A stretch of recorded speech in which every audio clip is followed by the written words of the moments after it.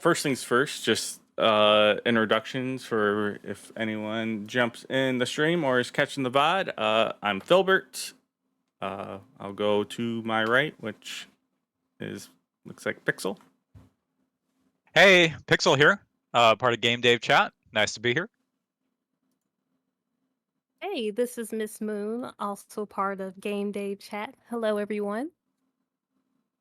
I'm Shadow815X, and I'm also a part of Game Dave's community, also known as Game Babes. Game Babes Rise. Shout out to the Game Babes. Can't forget that. Just basically your brief history with both the original game and remake leading up to Final Fantasy Rebirth. So try and keep it nice and sweet. I was born in 89, so I grew up. I was still pretty young when 7 came out, but I had a lot of older brothers, and they were huge into Final Fantasy 6 and 7. So my first experience with the original was not playing it, but watching it get played many, many times. I probably first played and beat it in like 98, 99. I would have been 9 or 10. And like, fantastic game. Just a lot of the narrative elements always just blew me away. Especially as a little kid, I was just like, Cloud was just like, oh, he's the coolest guy ever. I want to be just like Cloud. And I've always been one of those people. This is a hot take in a lot of communities. I hate the PlayStation 1 graphics. I think it's the ugliest system ever alive. That's all my opinion. It does not reflect on others. But because of that, why are you even here? Yeah, why am I even here? I'm out. Good night, guys. Yeah. I've been, I think, that prime example of the fan for the last like 25 years that is like, give us a Final Fantasy VII remake. Mostly because I truly adore the game, but I want to see it on a prettier system. Particularly starting with like the PS3 was like when I was always kind of voicing that, and they did that like famous demo of the opening from like one of the E3s, and they're like, oh, that's just a demo. So when remake came out and was announced, I was very excited about it. I played it. At the time, I liked it quite a bit. Post it coming out, I haven't been as into it, mostly because of the combat system and then some of the changes it did in the narrative. I had issues with. Nothing I was like super offended with, though. So I was fairly excited for the launch of Rebirth, though not as excited for Remake. Remake was a day one play for me. Rebirth, I think I picked up probably like 2 or 3 weeks into its post-launch. So that's kind of my little history before I get to Rebirth itself. So I guess I'll go ahead and go next. Well, so my history with Final Fantasy VII is, I mentioned this before on the Game Dave Chat, but my best friend and I started this game together. We started it when the game came out. I was also born in '89, and him and I are actually only 20 days apart, so we're very close in birthdays. We, went to the same elementary school. We had the same classes, everything. So him and I did a lot of things together, and Final Fantasy VII was one of those. And the first time we played it, we really didn't know what it was, but we saw it in magazines being kids, and we're like, oh, this looks really cool. Like, what is this game? This guy's like in this cool purple suit. He's got a sword. He's got spiky hair. What is this? So he got a PlayStation 1 pretty early on. I was still on the Super Nintendo at the time, and I would go to his house to watch him play it. And we would see everything together. We saw every cutscene. We read every piece of dialogue together. We saw it, experienced every boss fight together. So we did everything together, and that would follow with Final Fantasy 8, 9, and 10. So that would happen for 4 games in total. And my experience with the game is very extensive. I mean, I've replayed this game so many times throughout the years because I just love it. I mean, for me, it was like a phenomenal piece of history. I mean, seeing this game on the PlayStation on a TV was at times like watching a movie. There was no way to really explain to people nowadays what it felt like to see this in real time. It was like, wow. So like the gameplay looks great, right? It was an early iteration of 3D, so it looked pretty good at the time. But the cutscenes really what made it stand out. It was like, wow, this looks incredible. I've never seen anything like this. No Final Fantasy game had something like this before, so it was the first of its kind. And it was just so mind-blowing. And even today, it remains one of my favorite Final Fantasies. It might actually be my second favorite. But it's one that I can very easily go back to. The music is very nostalgic for me. I still remember me and my friend playing it. Every day I would go to his house after school and we just experience it together. So for me, it's got a very special place in my heart. All right, I guess I'll go next. Ooh, how do I follow up with that? With a song. Well, right, I know. Quick throw song in here. Yeah. Yeah. Um, well, I was born in '88, and I had, at that time, an older sister and two older brothers. And so by the time I was born, practically all of my siblings were playing video games. So by the time I got old enough to really play them for myself, we would often go to a rental video store that was like 5 to 10 minutes from our house and just see what was there for us to like check out. And so I went with my second oldest brother, and we both saw this weird looking, box art of a Moogle labeled Final Fantasy 3. And we're just like, what is this? Because we'd never played RPGs before until that moment, if I remember correctly. And so we tried it out. Um, my brothers became big fans of Final Fantasy after that. I can't speak how much they loved it for them, but for me, I was just transfixed. I was like, what is this? I've just never heard this music before, or these characters, or this world. I was just captured. And so once Final Fantasy VII was getting ready to come out, I was ready for it. Like, we bought it on launch day at Target. And we didn't have a memory card at the time, so we would spend hours trying to see how far we could get before we had to turn it off. But ever since then, it's kind of like what Pixel said. It was something that was so different that you weren't expecting, that just seemed like it was like levels above anything else you had experienced up to that point. And he's right, you can't really explain it in a way to people of what that felt like at the time unless you were there for that moment. But for me, that was the moment where video games became more than just like a pastime for me. I really started to get involved and more into like game development and all that stuff, and just games in general. But yeah, I've also went ahead and played 8, 9, 10, all of them, up to 16. I would love to go back to the first 5. I admit I have not touched those yet. But yeah, no matter what direction the series goes, good or bad, it will always have like a special place in my heart. All right. And Shadow. Well, I was born in '94, and the biggest change from you guys, I'm not American. I don't even speak English as my first language. So, growing up, No, he's there just doing a very offensive accent, everyone.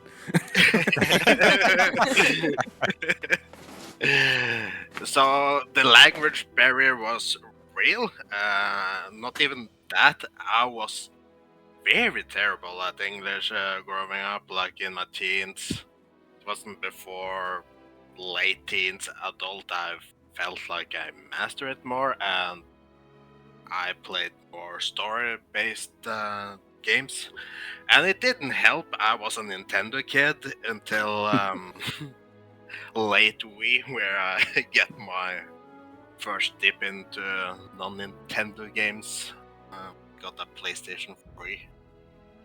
And not that long after, I also got Final Fantasy 13 as my cherry pop in the franchise. And I knew about Final Fantasy 7 and it always piqued my interest, but I had any ways to play it. So, and you mentioned this, Filbert, the tech demo from that generation. Yep. And I was like, they gonna remake that game sooner or later. Said, just a matter of time, I'm gonna wait. And the years flew. I played more and more games, played more Final Fantasy, and the day happened. It got remade.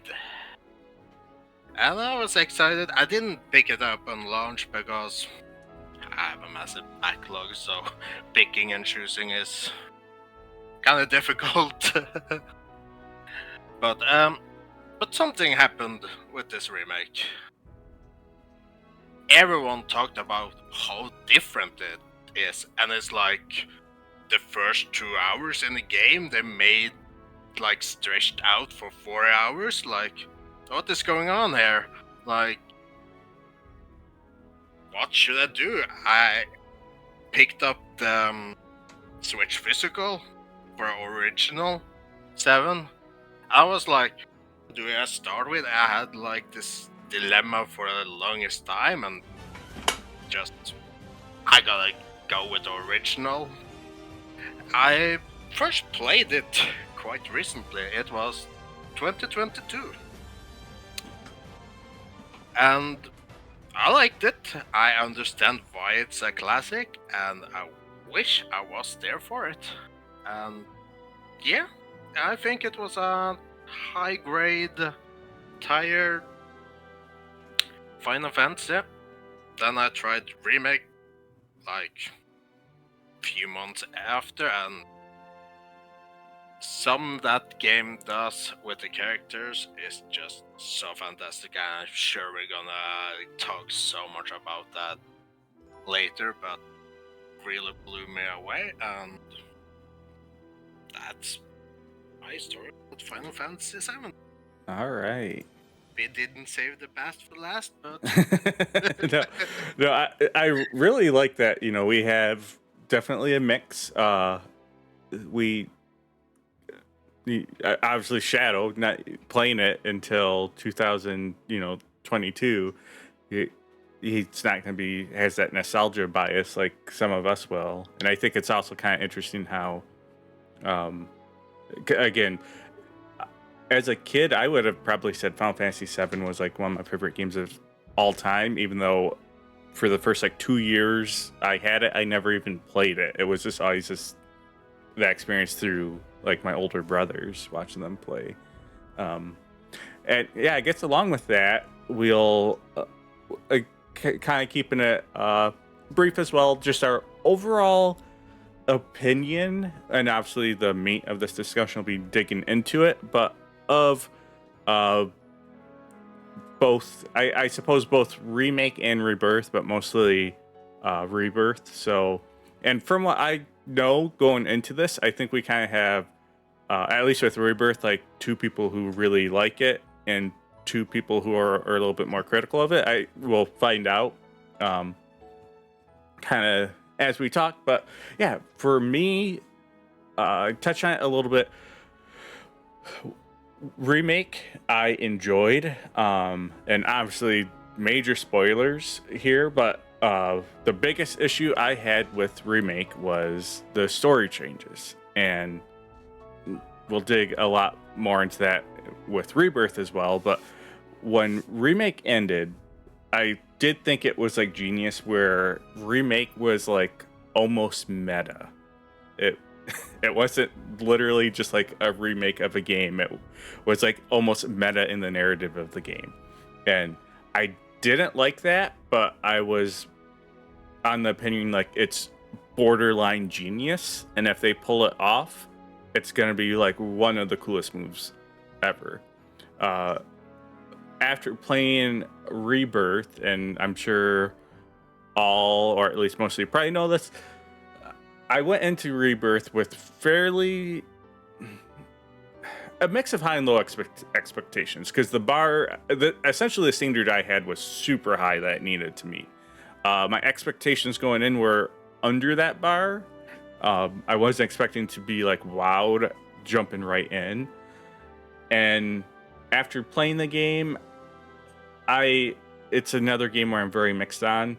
There's a few major things that I greatly disliked. That said, I enjoyed my time with the game. I think it took me about 80 hours to beat. For me personally, I had a lot of fun up to that like 40-hour mark, and post 40 hours the game became more of a drag for me. But overall, I enjoyed the game, but it is a game I don't think I'll ever touch again. Well, let's see. For me, this is going to be an interesting discussion, because I feel like I initially did not like Remake, and leading into Rebirth, I wasn't too happy. I did like how they executed the characters quite a bit. I actually think that they've fleshed out the characters to such a degree that I really did not anticipate, and the world building in Final Fantasy VII Remake was so good that I was led to believe that they were going to be doing a great job with Rebirth, and in my opinion, they did. They really nailed it. I mean, the world design, character design, making you feel immersed in these places that you visit, it's so good. But there's also a lot of it that I don't like, similar to Filbert, where the story changes that were involved in the game, I wasn't a fan of. However, having said that, I think there is a greater goal that they're trying to achieve with these story changes. They had the option of replicating what they did with Final Fantasy VII because they're so good at capturing characters and atmosphere and everything else. And they chose to do something different. And initially I thought, well, why are they choosing to go a different path? Is it because they've already told this story before and they don't want to do it again? That might be the case. It also might be the case that they just want to try something new with Final Fantasy VII in general, because it's under a different leadership. You know, this isn't Sakaguchi's work anymore. This is somebody else's work, where they're taking Final Fantasy VII and trying new ideas with it. So my opinion on it initially was fairly negative. I'm more positive on it now because I'm like, okay, I want to see where this goes. I'm still not a fan of certain story elements like the Whispers. I'm not a fan of certain characters being introduced and kind of being let go, but we'll get into that as we get more into the discussion. My point is that so far, I'm actually liking the series more than I initially did. There are still some things I don't care for, but on the whole, pretty good job. For me, when Remake first came out, well, even when it was announced, I was excited. I was more than excited. Because, like most people, when you hear the word remake, your initial thought is they're going to remake the game, exactly how it was in the original, just with higher, you know, resolution graphics. So that was the thought I had going into the game. As I was playing it, I I fell in love with it, not surprisingly, instantly, mainly because of the characters. I feel like what they have done this time around with the character dynamics and how they play off of each other throughout this story is it's the best writing I've seen done to Final Fantasy characters in a while. And coming off of 16, that I kind of wish, not to make this a 16 discussion, but I wish the characters from that one kind of had that same dynamic in a way. So to me, the remake series in general, where it shines are the characters, first and foremost. Now, with the story, I am someone who, how do I say this? I love theories. I love having questions about things that aren't quite solved yet, and sudden changes to things that I know that kind of challenge me to see it in a different way. Because, yeah, they could have easily retold the story as is, no changes. But when you think about it from a creator's perspective and as a writer, you probably wouldn't want to do that as far as they've come in their career. And plus, with different people working on it now, you want to try something different, but not change its identity completely, though, out of respect for the fans. But with the story changes, I will say the whispers grew on me. Now that I'm starting to learn a little more about what their purpose is, I don't mind them being there. Sometimes they can be a bit much and kind of take over a scene at certain times, but I'll be interested to see where that goes in part 3. But going into Rebirth, just to summarize, this won't be surprising either, but I loved it more than Remake. I feel like this was such a character-driven game. Even though this is kind of a criticism, nothing technically really happens until like the last few chapters. You're really just going on a trip with your friends and learning about each other and stuff like that. But I think the nuances in how we know these characters compared to then and now, to me, is like the hallmark of Rebirth. And so I'm hoping they keep that up as they move along. And again, with the story changes, we're gonna get into the ending later, but it has me intrigued. Well, for remake, like everyone says, I really like how they did the characters, like how real they feel. Like, for me, for JRPGs, two things are important: their story and their characters. Do that well, and you have a good JRPG in my book. Like, you see, like little things like Aerith trying to high five Cloud in the Sector 5 slums, and he just looks at her weird, like, "What are you doing, woman?" And you see in Rebirth, way later, he high fives her and doesn't give her a weird look. It's like small things like that. I really like. You feel like the characters grow with each other. They help them become better persons. For story changes, in the remake, I don't mind them. I find the whispers to be intriguing and interesting. Like, what are we talking about here? What are they gonna do? Like, and there was some hinting, like imagery with a certain scene in remake, if you can recall, which is like, what's going on there? This is strange to show that now, but for Rebirth, I think they just went nuts and did the best work they could. Like, the characters just flourished. Like, I didn't play the Yuffie DLC, but I watched it, and my first impression of Yuffie is she was annoying. I didn't like her. Now I love her. I love all the cast. I think they really complement each other, and it's such great to watch them play. For a story for remake, Rebirth, I mean, I really like it. but I have some very big gripes with some.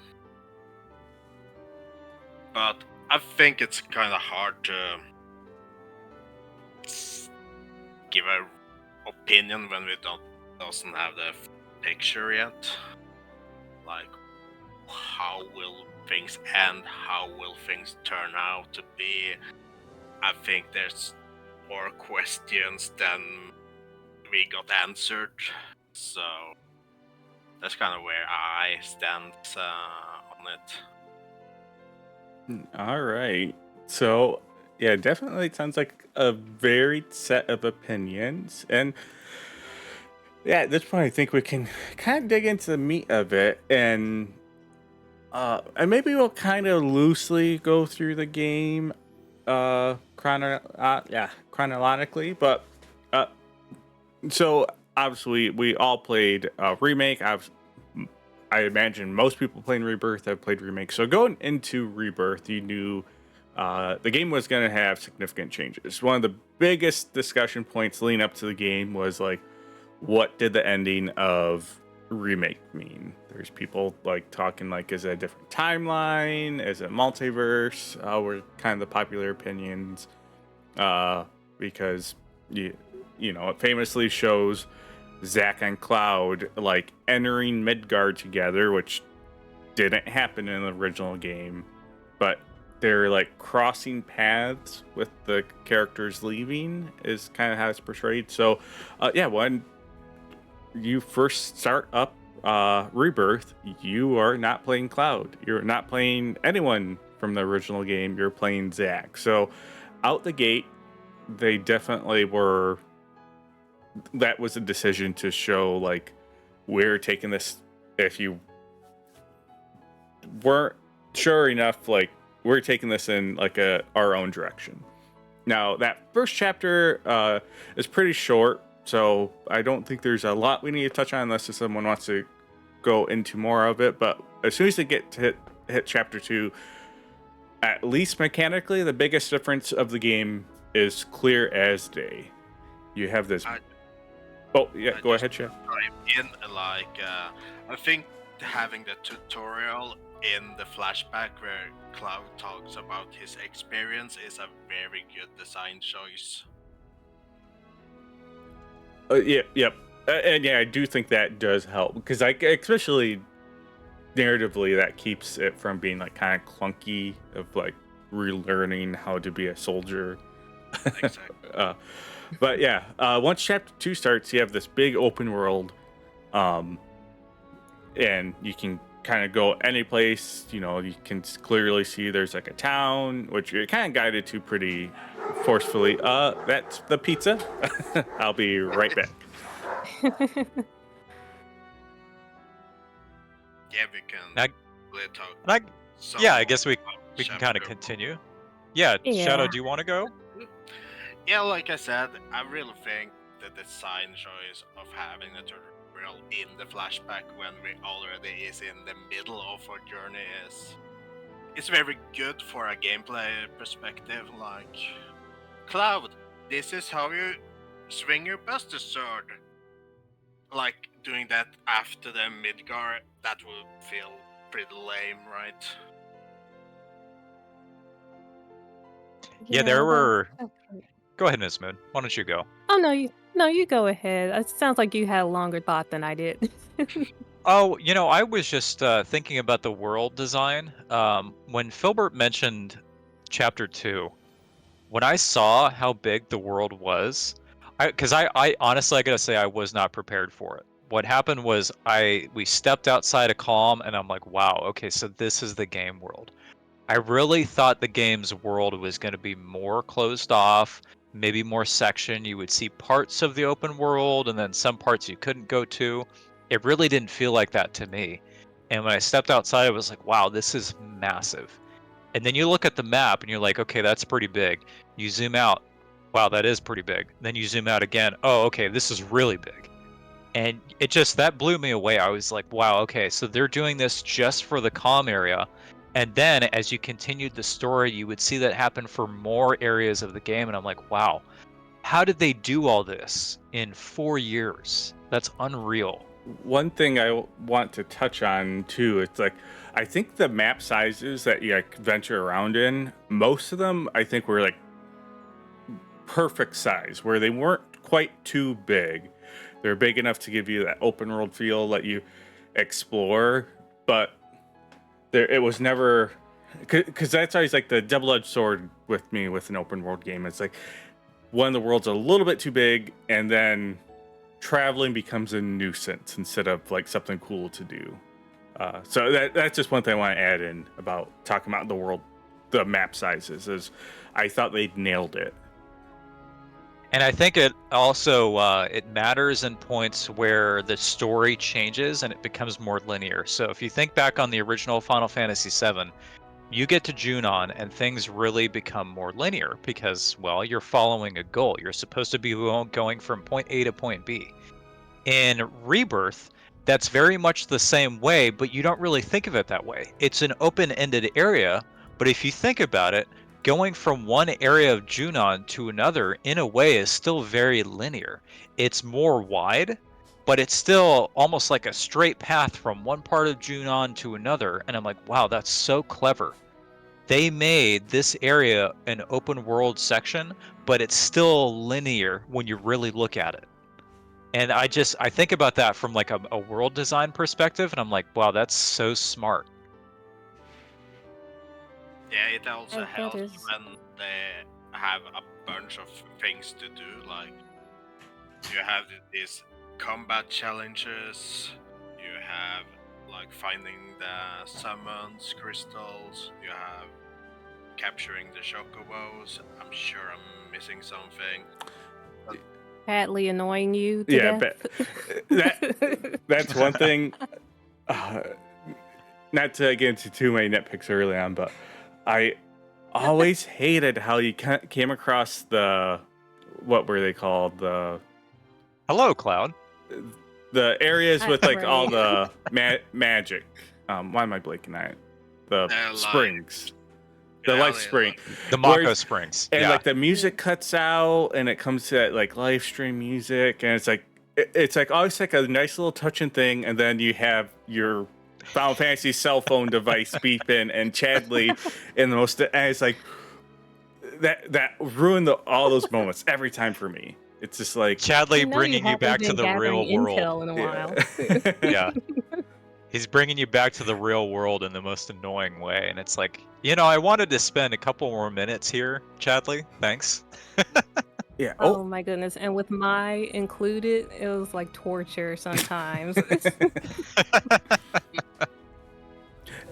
And it was like one of those things where I get what they're doing, and I know some people like don't hate the character as much as others. He seems like kind of the Jar Jar Binks of Rebirth, though, from most people I've talked to. But it wasn't only that Chadley was like a character that a lot of people didn't like. It was like he went on sometimes for like minutes. It wasn't even just like, hey, here's like a Yeah. 20-second update. Like, here's like a 2 or 3 minute spiel about whatever. One Yeah, of the it- only characters I was skipping through always when he started to talk. And it doesn't help when he had made a female version of himself. Yeah. I think it's May or something. Yep. She's called. Yeah. My. Yeah. That certainly was a choice to do. But as much as I love the open world, like I guess we can call it wide linear aspect of it, I kept feeling like torn in between wanting to explore like every area possible and do all these quests and advancing the story because I want to know, what's going to happen next. And so I never felt like I was just settled in one state of mind. I'm like, I want to do this, but I really want to see this next plot point. And so, yeah, I was just always torn doing that.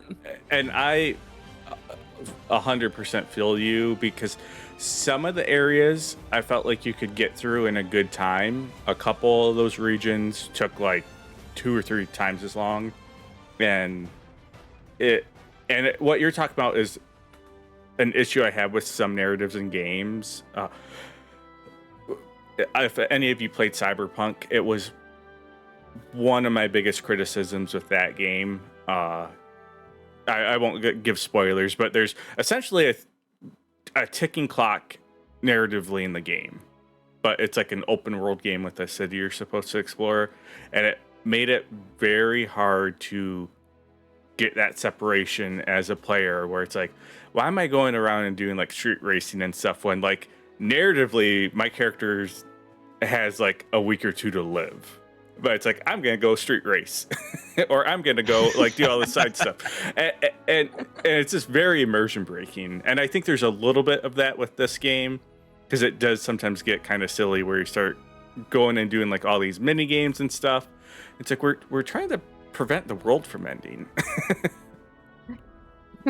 Let's go to Costa del Sol. Don't worry about that. Yeah, right. Look, I gotta unlock all these plushies, Cloud. Like, you don't understand. Why is the world? Why do we care about the world if there's prizes I do not have attained? You got to get your bucket list before you kick the bucket, right? Right, goals. Mm-hmm. But yeah, but staying on like the open world aspect, I definitely liked about, it's just an arbitrary number, about 70% of the stuff to do. I think some of the monster like challenges were fun. So most of them were, I think, a good challenge, especially to get like the optimal stuff, like the highest rating. Some of the stuff I was not into, like the artifact hunting. I always was just like, let's just move past this. I'm just walking around a chocobo, hitting what up or down the deep, I forget, to sniff, to go pick up a thing, and like rinse and repeat. It always, a moment like that takes like this game, especially if you're like kind of in a good, if I was like in a good vibe where I'm like going, doing stuff, knocking stuff out, progressing the story, and it's like screeching halt, and now we gotta like stop and really slow down. So that was always noticeable. But I think overall most of the open world aspects were pretty well done and fun. I don't know what everyone else's opinion was on all of that.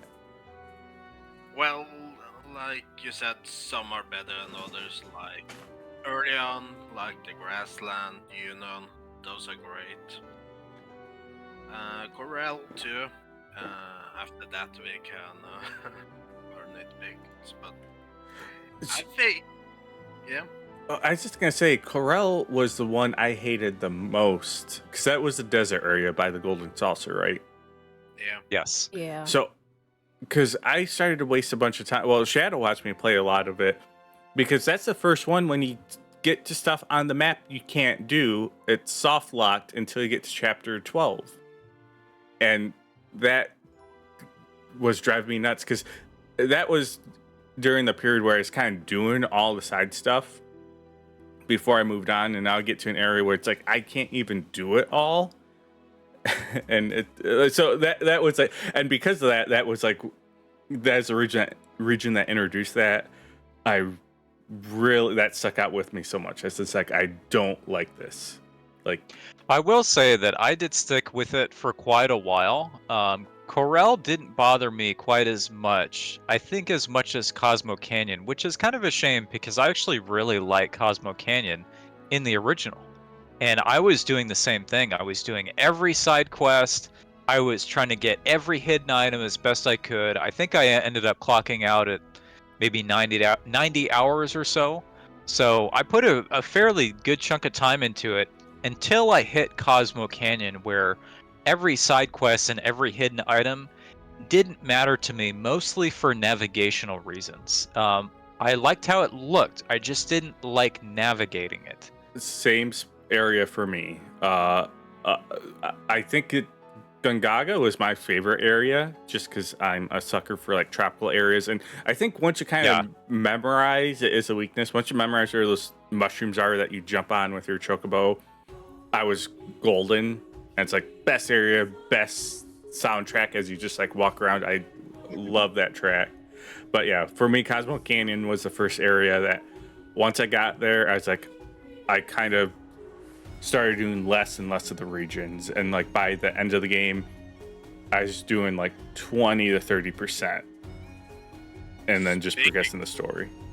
Speaking of Gongaga, there's where I had my issues. Like, I tried to do everything before moving to a new region. When I hit Gongaga, I kind of felt burnt out a little, thanks to what's happened in Cosmo Canyon in story-wise. That got me going again. But I find Gongaga to be very confusing and hard to navigate the first time around there. Like the reactor, you're gonna do that story part. I can't tell you how much time I spent trying to find the entrance. It was nuts. I can understand that too, because Gongaga for me at first, I was really concerned about being able to navigate. There were so many like vertical paths you can take that were right in front of you that you might not ever notice. There were different ways, different paths that you take, bouncing on the mushrooms, like, you know, climbing up cliffs. There's like different things you can do. But somehow I wasn't bothered by it, maybe about an hour in, mostly because of the music and because of the story. And I was like, you know what? This is making it up for me. I don't mind the verticality at that point. Yeah, that just removed any qualms I had about it. Yeah, I'll get stuck and start to get frustrated, but I'm like, oh, this track's so good, I'm just going to sit here and listen for 30 seconds. Yeah. You know, while I was listening to that song, it's a beautiful song, don't get me wrong, but I was like Shadow, getting lost like in a maze. And hearing that song on loop for such a long time, I thought I was going crazy. I'm like, I thought the mushroom I was jumping on was going to take me to the tower I was trying to get to, but it's like it went the opposite direction. And you just hear the children singing in the background joyfully, and I'm just like, I'm not having a good time right now. They're mocking me. They're watching me from the bushes, laughing at me. Like, this is unfair, but yeah, when it comes to the side quest for each region, I didn't get burnt out personally, which is quite frankly why it took me so long to finish Rebirth. Like 150 hours into it was I wanted to complete all of the quests before I went to the end, but I did leave some to the side so I could go ahead and beat it. But yeah, I just honestly enjoyed that loop of going into a new region, getting to explore it and see what these quests kind of reveal about either the story or the character's personality in some way.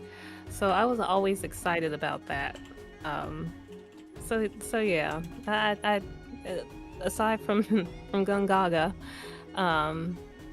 Cosmo Canyon would come in second place. It wasn't too bad.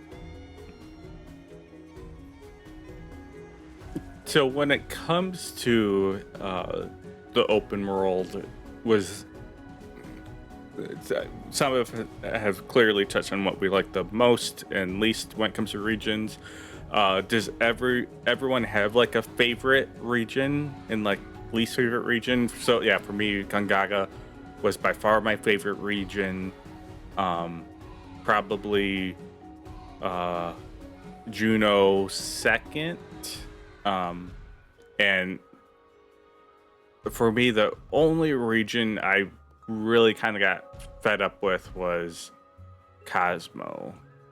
And then the region after it, why am I blanking on the town's name? The region after Cosmo. Nibelheim. Nibelheim. I thought that was a cool region, but at that point I was kind of burnt out on the game, so I just, not because of the region, but more because of the game, I was just like, I'm not putting the time into explore and do everything. As for my favorite, I think Grassland. I really like having the ocean next to it and having lighthouse and stuff like that. I think the scenery were very nice, and you have a good contrast with the swamp where you fight a certain snake. I did like that. And Yunnan was great too. I think for me, it probably would be the grasslands area. Now, that might come as a surprise because I would have said Nibelheim as well. But Nibelheim kind of has similar issues when it comes to navigation that I don't like. I love the music, don't get me wrong. The music is incredible, and I love the lush green scenery. It's super beautiful. But I like more wide open spaces in this game. When it comes to navigating, I just find it easier. And it also means landmarks stand out a lot more than they do in a place like Gungaga. You would be looking for like a Moogle tree, and you would see that and be like, wow, look at that in the distance. There's the Moogle tree. And I think that as far as exploration goes, I would probably say grasslands outside of Calm. for me, I would say honestly, Junon was one of my favorite areas to explore. And that's partially because I think we're going to get into this later. Chapter 4 was actually one of my favorite chapters. But just being able to explore like some of the history of the area, like with the ships, that's kind of Yeah, that's new cool. lore that isn't the original. Yeah, so I just really enjoyed going outside the boundaries of under Junon to see what else was out there that they added and being able to climb mountains and see what was hidden behind there. Now, I did say Gungaga was one of the worst and Cosmo Canyon second, but saying that now, I think I may switch it to the Nibelheim region. I feel like just scale wise and narratively speaking, I think they kind of dropped the ball on the return to Nibelheim. They made some changes there, especially when you go back to the town, that I didn't think they were going to just flat out change completely. Maybe alter a little bit, but we'll probably get into that later too. But just that part alone, I kind of think they dropped the ball on it a little bit. So with different territories, it also comes with chocobos. So I wonder which chocobo do you like the most? Even though it wasn't like a favorite region of mine, Nibelheim, just because you just had utility, you could just basically fly and go everywhere. I did feel like the chocobos though were generally fairly weak when it came to like their specialties. That was a very like video game-esque thing. Like when you got on the chocobo that could fly, it's just like you have to go on this square and do this specific mini game. Like the ones that can climb the mountains, it's like there's these like clear tracks on the mountain that you can just go up.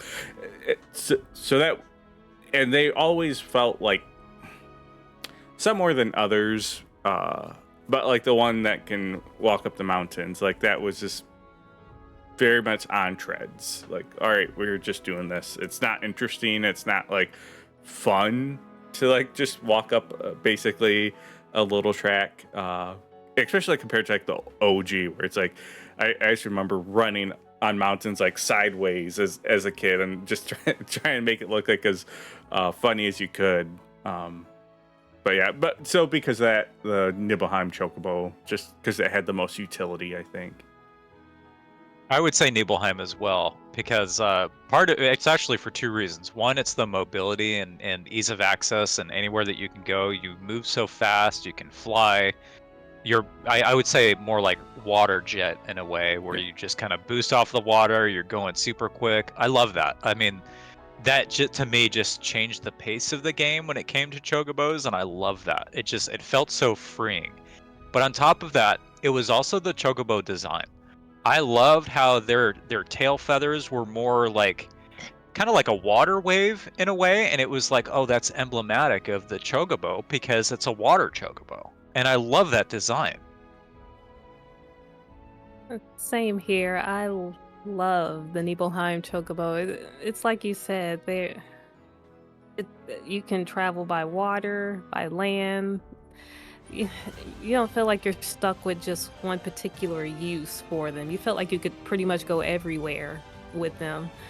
Um, one of my favorite things was when you turn the camera behind you while you're, jetting over the ocean. You see everybody else kind of following you from behind. It was so weird looking, but yeah, definitely my favorite chocobo. The others, I almost feel like they didn't really have a practical use for them other than those isolated areas where they could go, the like, up the wall and stuff like that. the others definitely felt like we have to put them in here because they were in the original game. We don't know Yeah. how to do that in an interesting way, so it's just like, here you go. It's kind of like the vibe I got. Like, Um, here's variety. Have at it. Yeah, my favorite was the Nibelheim as well. You called it a water jetpack pixel. I called it Chocobo Piss. Yeah. When I was playing Shadow, it's like Choco Piss. Use your ability. But when I used it, I thought to myself, I really wish I had this in Gungaga. So, I guess before we dig into too much of the narrative, which I think is kind of on deck, just and people can go in as much as they want or don't want. I guess kind of the mechanics, like when it comes to this Final Fantasy and a little bit of like modern Final Fantasy. So obviously the original was turn-based. This is that modern action RPG Square's been doing that they really started with Final Fantasy 15, and they seem to keep trying to refine and improve on. And I think most people would agree that kind of every iteration, generally, most people seem to think is better when it comes to Final Fantasies. For me, it's a system mechanically where I'm not married to turn-based. I was never one of those people that even necessarily wanted turn-based when they were even doing like a one-to-one remake. I enjoyed turn-based for what it is, but when I was playing Final Fantasy VI, I have like the poster right behind me and stuff. Like Shadow was saying, I'm there for the story mostly. Like I was always the person, like if I could find the item to skip random encounters, I was putting that on. Like get me to the good bits I want. That said, I've always been very mixed on this new battle system. The best way I think to put it for me is I have fun with it for about 30 hours, which I remember remake I beat in like 35 hours, and for me I think that's like the perfect amount for it, because essentially it always comes down to find what staggers an enemy, do that, and once they're staggered, unload, and kind of rinse and repeat. And it is a fun loop, but for me, it just kind of wears out its welcome. But overall, I think I would rather have it than if they went back to Final Fantasy X style turn-based. The combat is an interesting one for me because I love turn-based combat. I mean, I love the Pokemon games, I'll be honest. I mean, I played them when I was in elementary school. I mean, I had a Game Boy, I was playing Pokemon Red. I started with like early Final Fantasy, so for me, turn-based, I love it. I also love the grind. I love the pacing of what they call active time battle combat, at least in the earlier Final Fantasies. So when it comes to combat in this game, the more action-based oriented combat, I'll be honest, I don't really care for it, mostly because of the stagger gauge. That's something they've been doing since Final Fantasy 13, and that's kind of how you mostly do your damage. You stagger an enemy, you, like Filbert said, you use all your powerful abilities, and then you kind of rinse and repeat. I can understand the fun gameplay loop, and I know that for a lot of other people, they probably would enjoy that. I personally don't, because to me it seems like such a static gameplay loop. Now what they'll do is they'll introduce new mechanics into boss fights where they'll do a new move, or maybe they'll start a cutscene, and then introduce like a new mechanic in some way, and that's okay. I understand that. But it can be problematic because sometimes when you're in the middle of, let's say you stagger a boss and you know that there's supposed to be a cutscene at the halfway mark, and if you start blowing all your powerful abilities, that cutscene it will sort of get in the way of everything, and it will interrupt the flow of the fight simply to play the cutscene. And what that means is now the boss's health bar is no longer staggered, and then you have to start the loop all over again Yep. without you really having done anything. And That's where I can see it being a problem. And to jump in on that real quick, one of my biggest frustrations with this game came because that happened to me multiple times where I felt like as a player I was punished because I would get a boss to a staggered state and build up like a limit, and then also like get it to like level 2 or something. So it's like, all right, I got them staggered, time to have my limit go off, and now start the limit. The first hit would trigger boss them to change their stage they're in and essentially waste it, where this would have done like 50,000 damage, but now it did 5,000 because that damage also stops because the limit doesn't keep going depending on the limit. And now that frustrated me so much. It happened multiple times during my playthrough. I totally agree. And there are parts about the combat that I do like. I actually think the combat is very fun. I just think that they probably could have done away without the cutscene bits. Maybe they could interject with the battle and say like, hey, this boss's phase is going to change. And while they're changing their phase, like maybe he's too far away and you can't attack him or whatever, something like that. I don't know. They could find a way to get around that. I just feel it's a little bit strange to punish the player for building up a stagger bar. Once you get to that stagger bar and it's in a staggered state, hit it once or twice, and then suddenly it just the flow of combat just dies, and you've used all your abilities. You now don't have any more, and the boss is still at half health. And that's where I'm just like, huh. Okay, well, they probably could have done that differently. So, flaw I think in the combat is the materia is leveled up too slowly. So I think you kind of get those problems with the staggering, like you don't have so much to work with. If you got more AP and leveled up the materias, I think it will fix a lot of issues about it. Not all, of course, but I think it will make a better combat experience. I agree about that too, because I felt like sometimes I would get new materia and I wasn't excited for it because I at times felt like I was getting locked in to the materia I was using because it was leveled up. And I became aware of that probably like the halfway part of the game where I would really start to make sure I was moving and try and level up materia. But I remember even at the end of the game when it came to like my standard elements like your fire and ice and lightning materia, I only had one or two that were like all the way leveled. And I was even at points when I know someone with the leveled up materia was like making sure I put one that wasn't leveled on them to level up. But and maybe that's part of you should be grinding, but I feel like also if you start to grind to level up the materia, you're just going to out level everything so much that you don't need to level up the materia to begin with. Even with the AP up materia linked with other materia, I think still it's slow.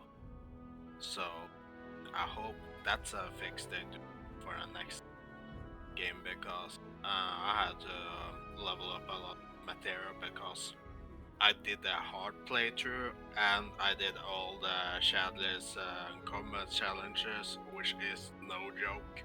You really need to have the materia at the highest level, and you really need to learn how things work. So yeah, I think And I really.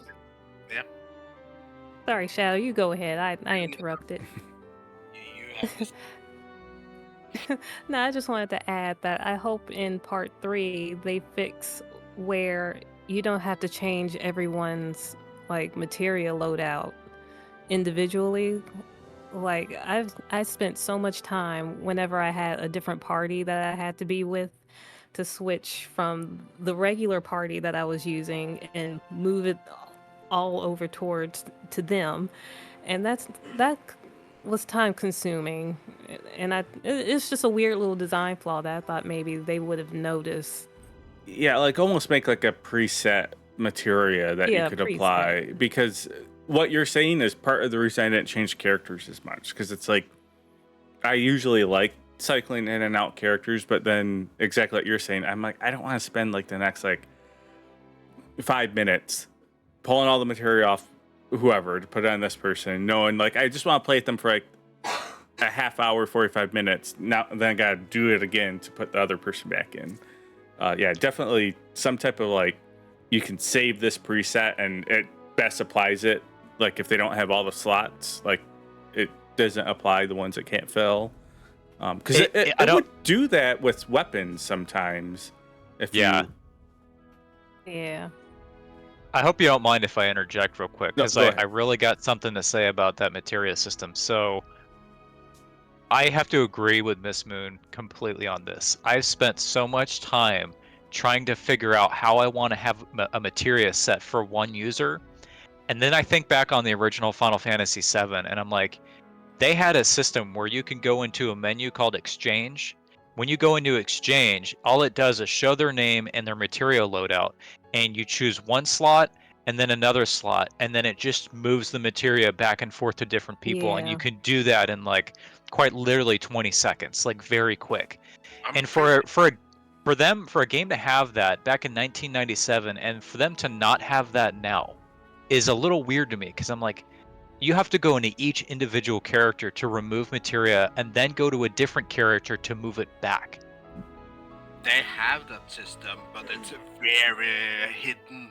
I think you need to press triangle or square when you're in the equipment menu. Interesting. I never found that. Yeah, it's very well hidden. I didn't find it like several tens of hours into the game, so which isn't good design if obviously your UI is so buried. the same Well, with that's changing your party. I didn't knew how to customize your party. Like, I want to have this character with these two. Like, that took me ages to find out too. I'm glad you said something, because I went 90 hours in the game without ever knowing that. Right? I feel silly now. But it sounds like to me that, including Shadow maybe, that this hybrid of turn-based and action RPG elements might not be your most favorite thing. I guess coming from a background of playing a lot of hack and slash games, I actually love the hybrid. I think it's one of their best battle systems so far.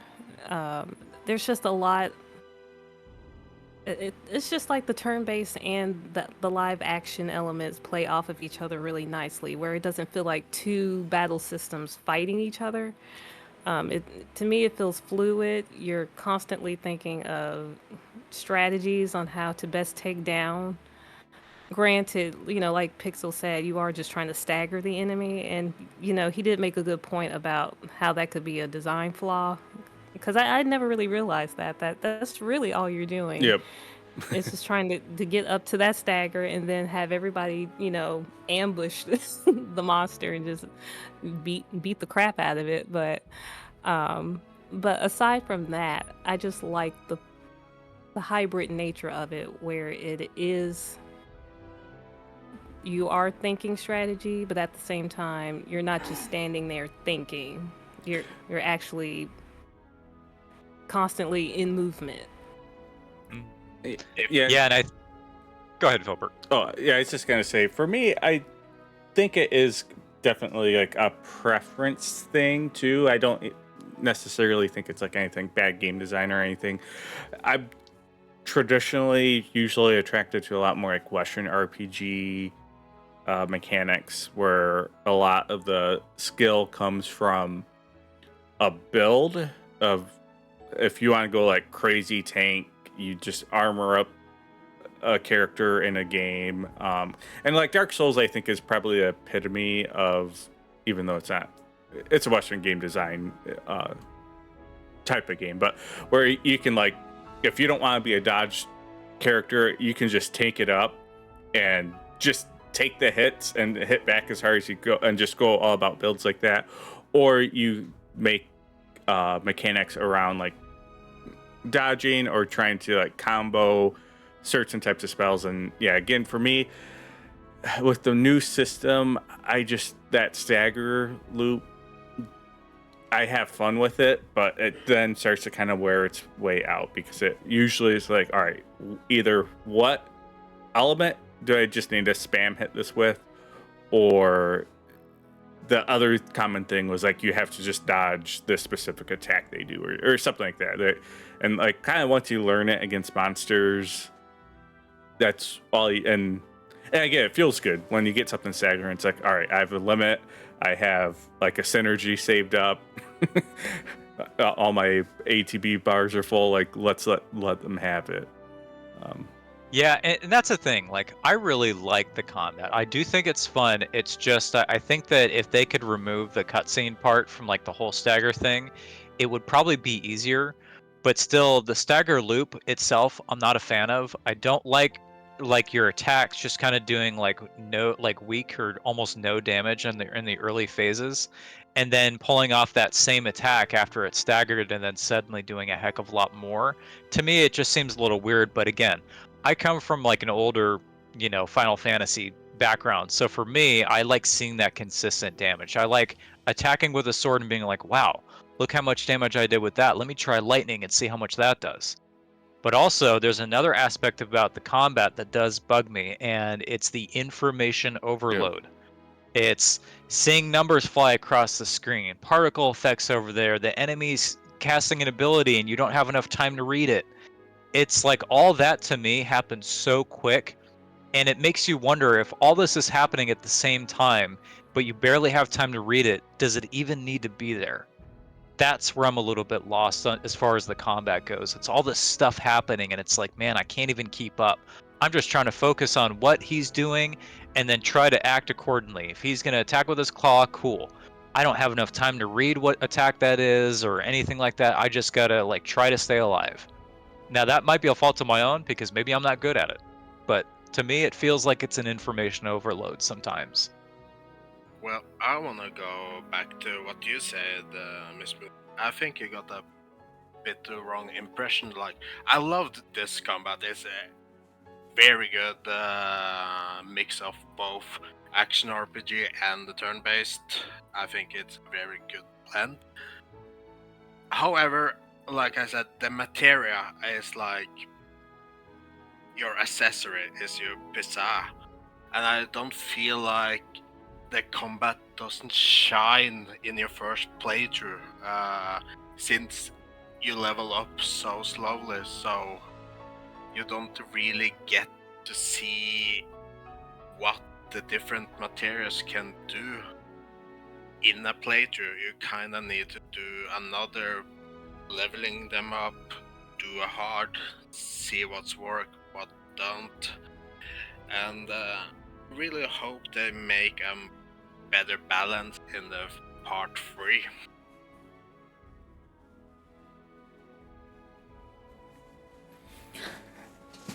But yeah, it's definitely one of those systems where I think it has its fans in. So I do agree. My preference is along your lines too, Pixel. If you're gonna show me numbers, specific, I can handle like a lot of particle effects and stuff going on. Like if it's done in a good way. But I'm definitely a person.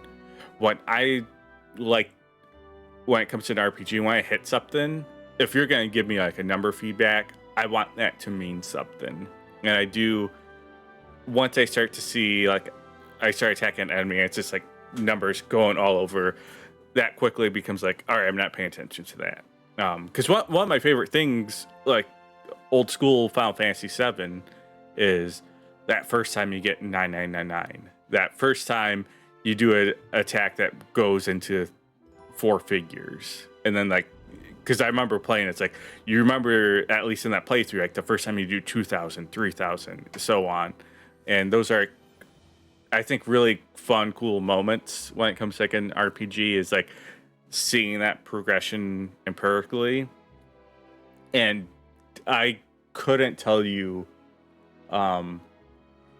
Granted, it's been a couple, probably like 2 months since I played it, but I don't even know if 9,999 is the max damage on a hit. I can't tell you like how damage is done, because I just didn't.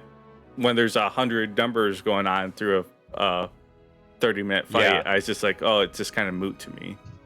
Yeah, and that's the thing. Like, I feel like I'm more of a person where information, like it matters, right? Like it has to have an impact. And if you're gonna have like a million little nines everywhere, I'm not.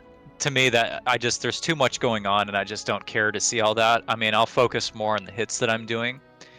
But in the original, it's like, okay, you have one attack going off, and then that one attack represents a number happening. You can see all that happen, and it's kind of like a less is more situation. There's a lot less happening, but the impact feels bigger, and that's where I see the difference in this game versus Rebirth.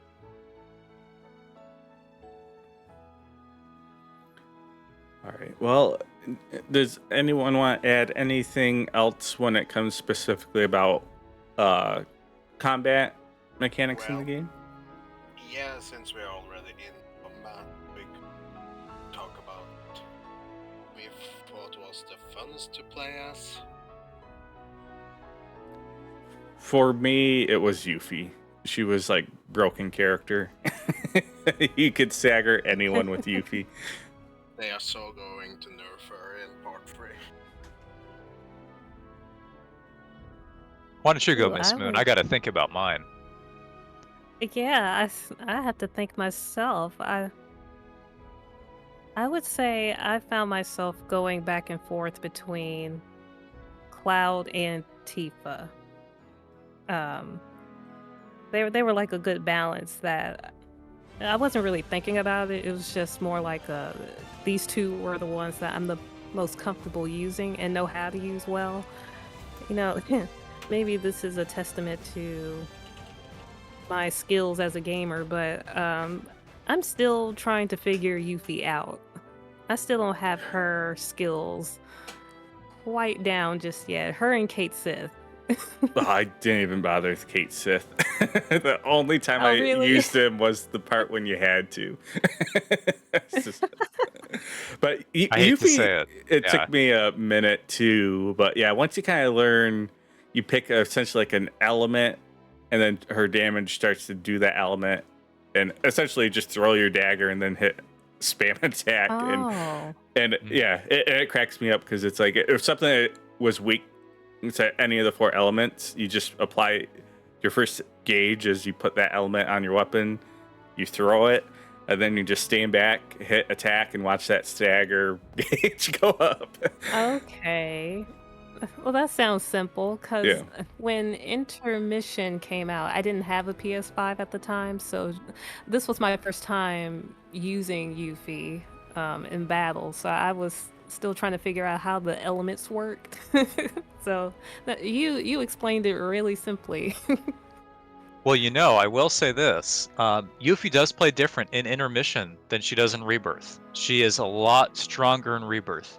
Having said that, I'm kind of the same way like you, MsMoon. I kind of understood it a little bit. I think I got maybe 70% of the way there in how she worked.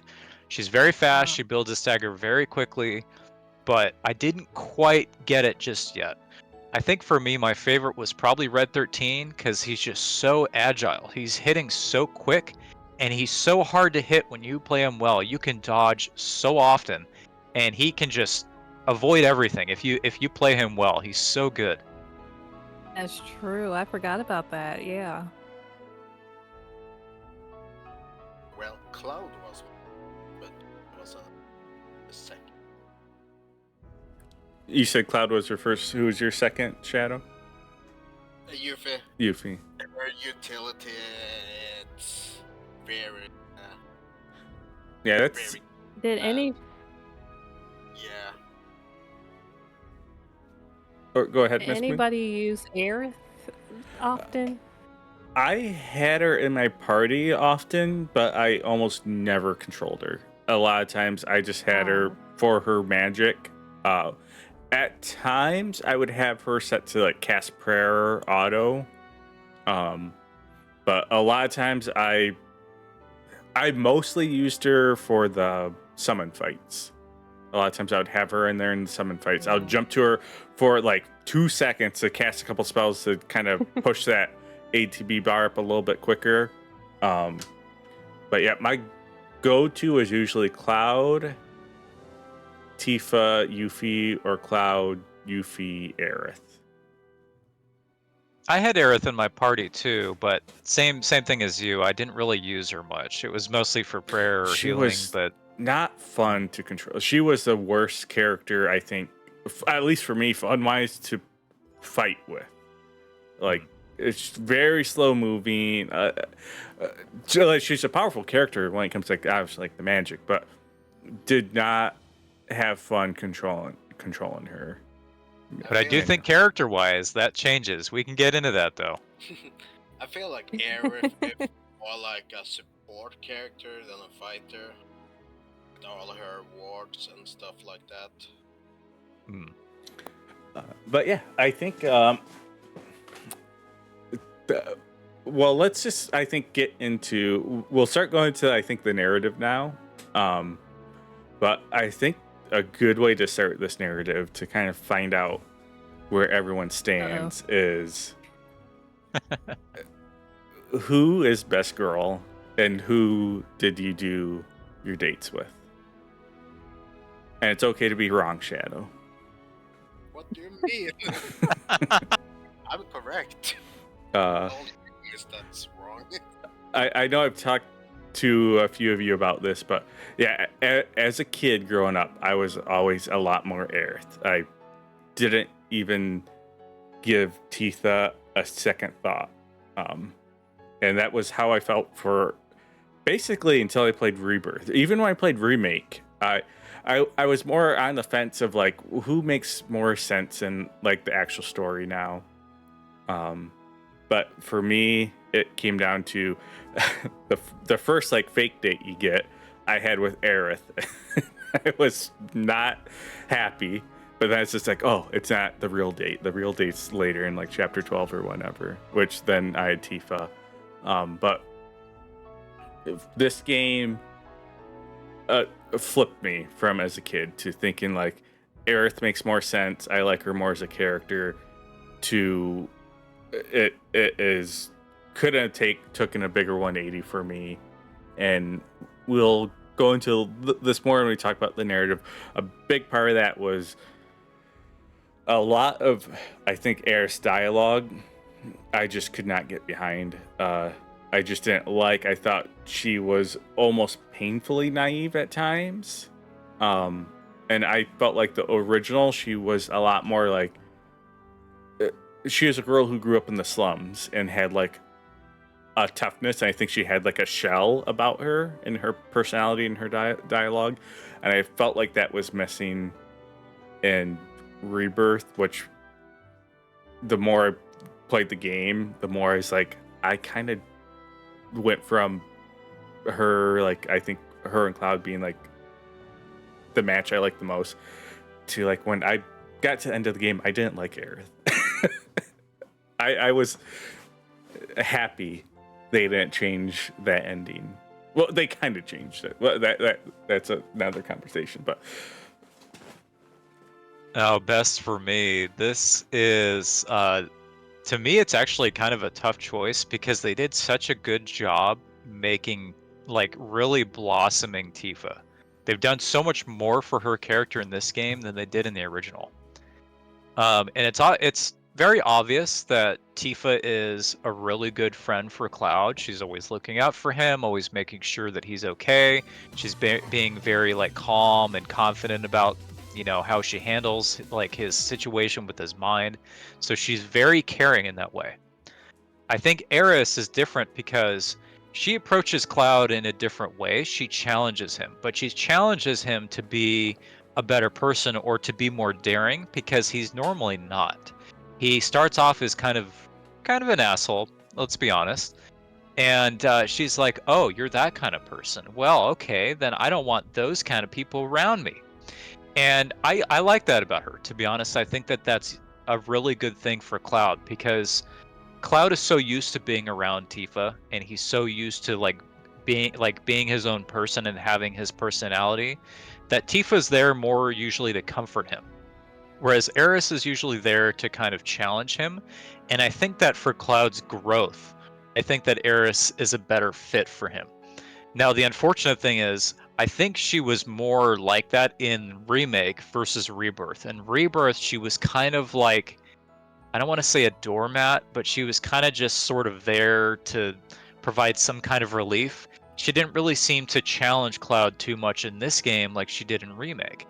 I like that about Remake because Remake showed that like original side of Eris, but in this one you don't really see it. But I'm gonna be curious to see how they do it in Chapter 3 because I normally would go with Eris, but I think that in Rebirth, Tifa did a better job of getting you to like her more. But again, we're not at part 3 yet. I'm still leaning toward Eris, but we'll see how it goes. I think that for Rebirth, though, I think Tifa kind of nailed it, to be honest. You want to go Shadow, or Well, do I go next? you choose. Okay, well, I think we can all agree that best girl is Vincent. I don't know why we're not talking about him. No, no, but when it comes to the best girl debate, that has always been something I've always been stuck in the middle between the two because I feel like both of them bring out different sides in Cloud in different ways that challenge who he is, and to where it's hard for me to pick one over the other because I think they both do good for his psyche. You know, Tifa being his childhood friend, she keeps him grounded. She looks after him, and like with Aerith, you know, she does challenge him. She does push him to do things that maybe he wouldn't normally do, with his personality and in that way.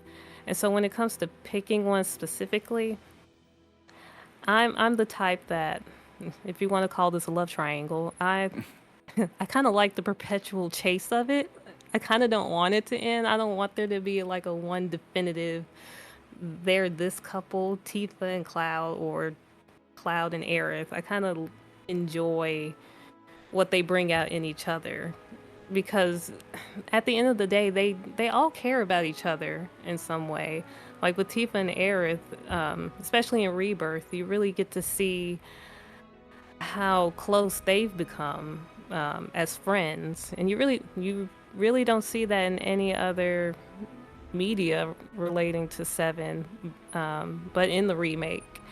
And so I thought that was a really nice touch on the writer's part to show that kind of close friendship, kind of away from Cloud, to show that there's no like bitter rivalry between the two of them. They do care about each other. And so, with that said, in regards to the dates, Yeah, who is who did you end up with? There's no easy way out. Or did you go like left field and get Barrett?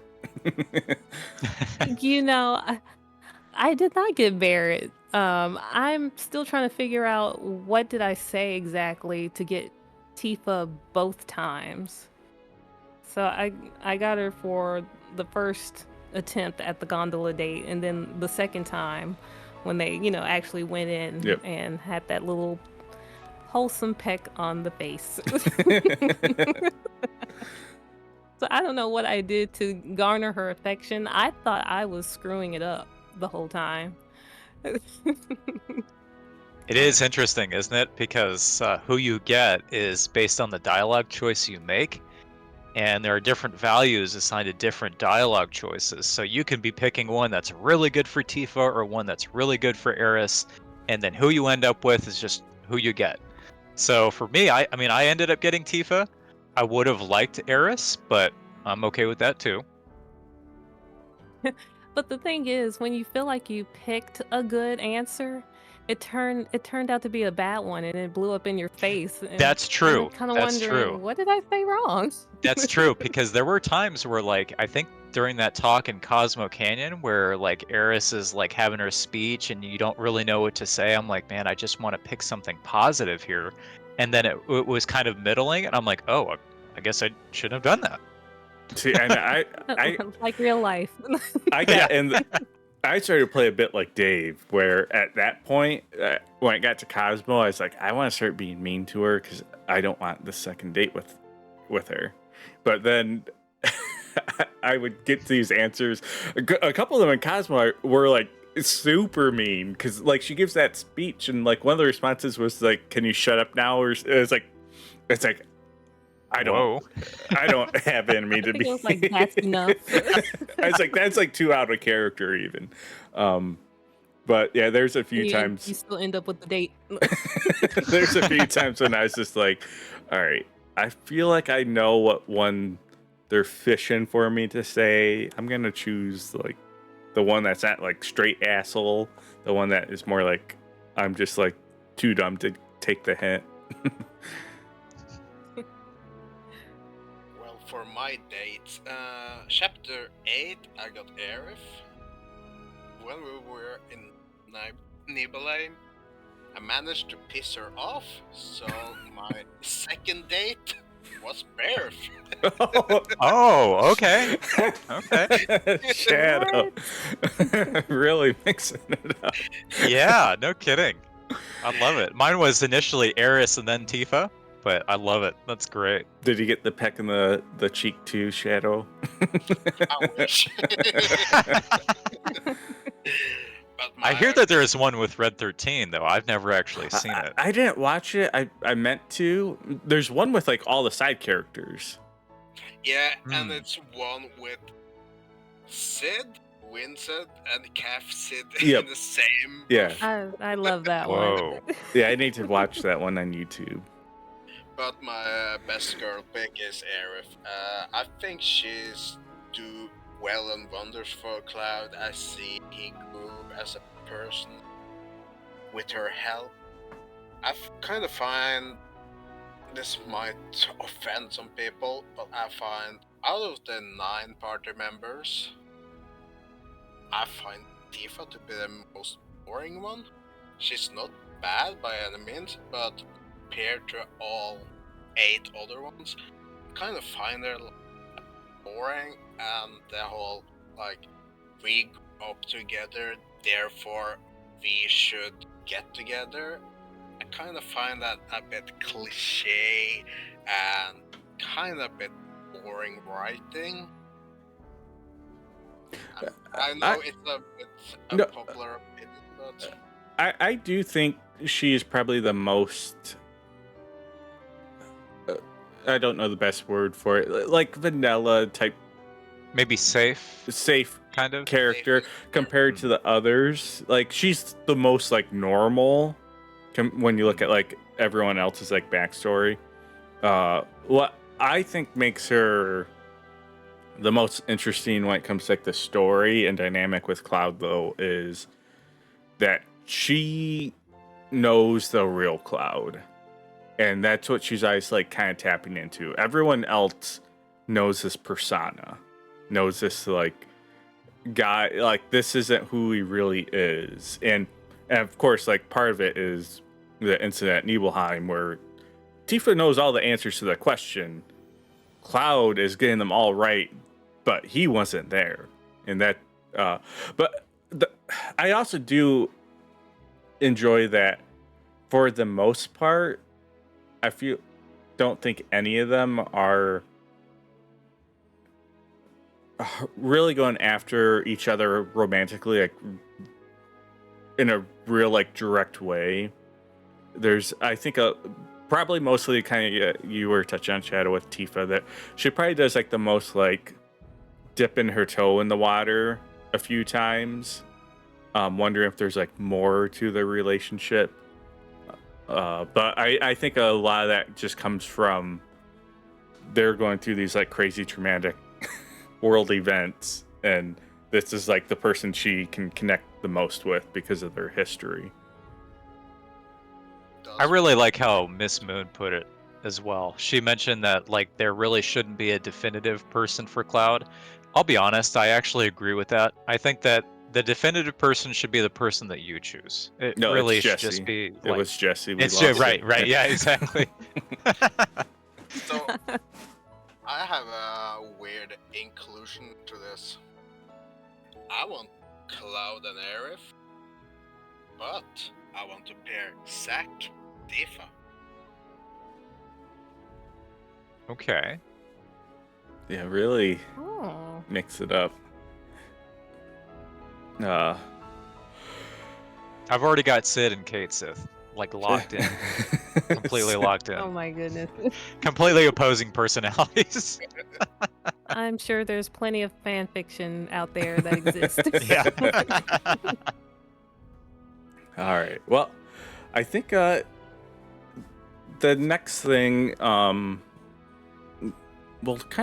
we've been going for a while, but we can kind of get through just the general story and maybe kind of focus on a couple of the major moments before we end this. So yeah, the game kind of, like I said at the start, picks up, you get to the grasslands, and for the most part, a lot of the game is actually pretty faithful to the first one. You're doing a lot of the same things. There's just a lot of like minor changes. I know, and the cat was out of the bag already. Me and Pixel a couple months ago talked a lot about our opinions of this game. I think I'd yet to finish it then, or I might have just finished it.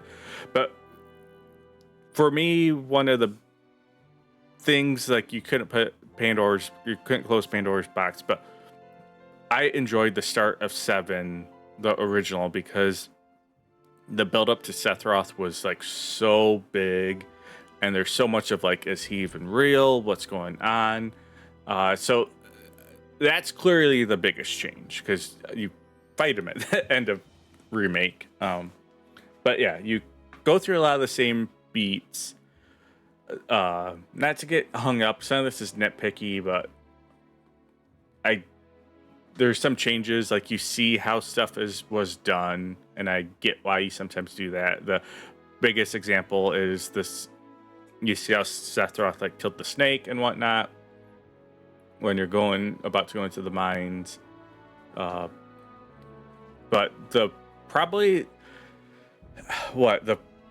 one of the first huge changes is, and like, correct me if I'm wrong, but is probably when you're doing the trip across the sea, because they add that whole boat segment, and then like all the attack at Costa del Sol, like a lot of that started to really like mix things up when it came to kind of more major breakaways from the original game. Yeah, and having Yuffie in you and then trying to assassinate Rufus. Oh yeah, Yuffie. Yuffie trying to assassinate Rufus was way different. So part of my opinion when I finished Remake was, I was kind of at the viewpoint of, if you're gonna do something different, go all out. I might be the only person with like these same two opinions. I wanted a 1-to-1 remake, but Roach was my favorite character in Remake, because he was just so over the top, crazy bizarre. Like every time Roach was on the screen, I had a huge smile on my face. Partly because I'm like, this is like so stupid and so schlock that I'm like, if you give me this stuff, if you're gonna change it and give it like this is the type of stuff I want. And I felt like some of the changes, like the attempted assassination on the president Rufus, it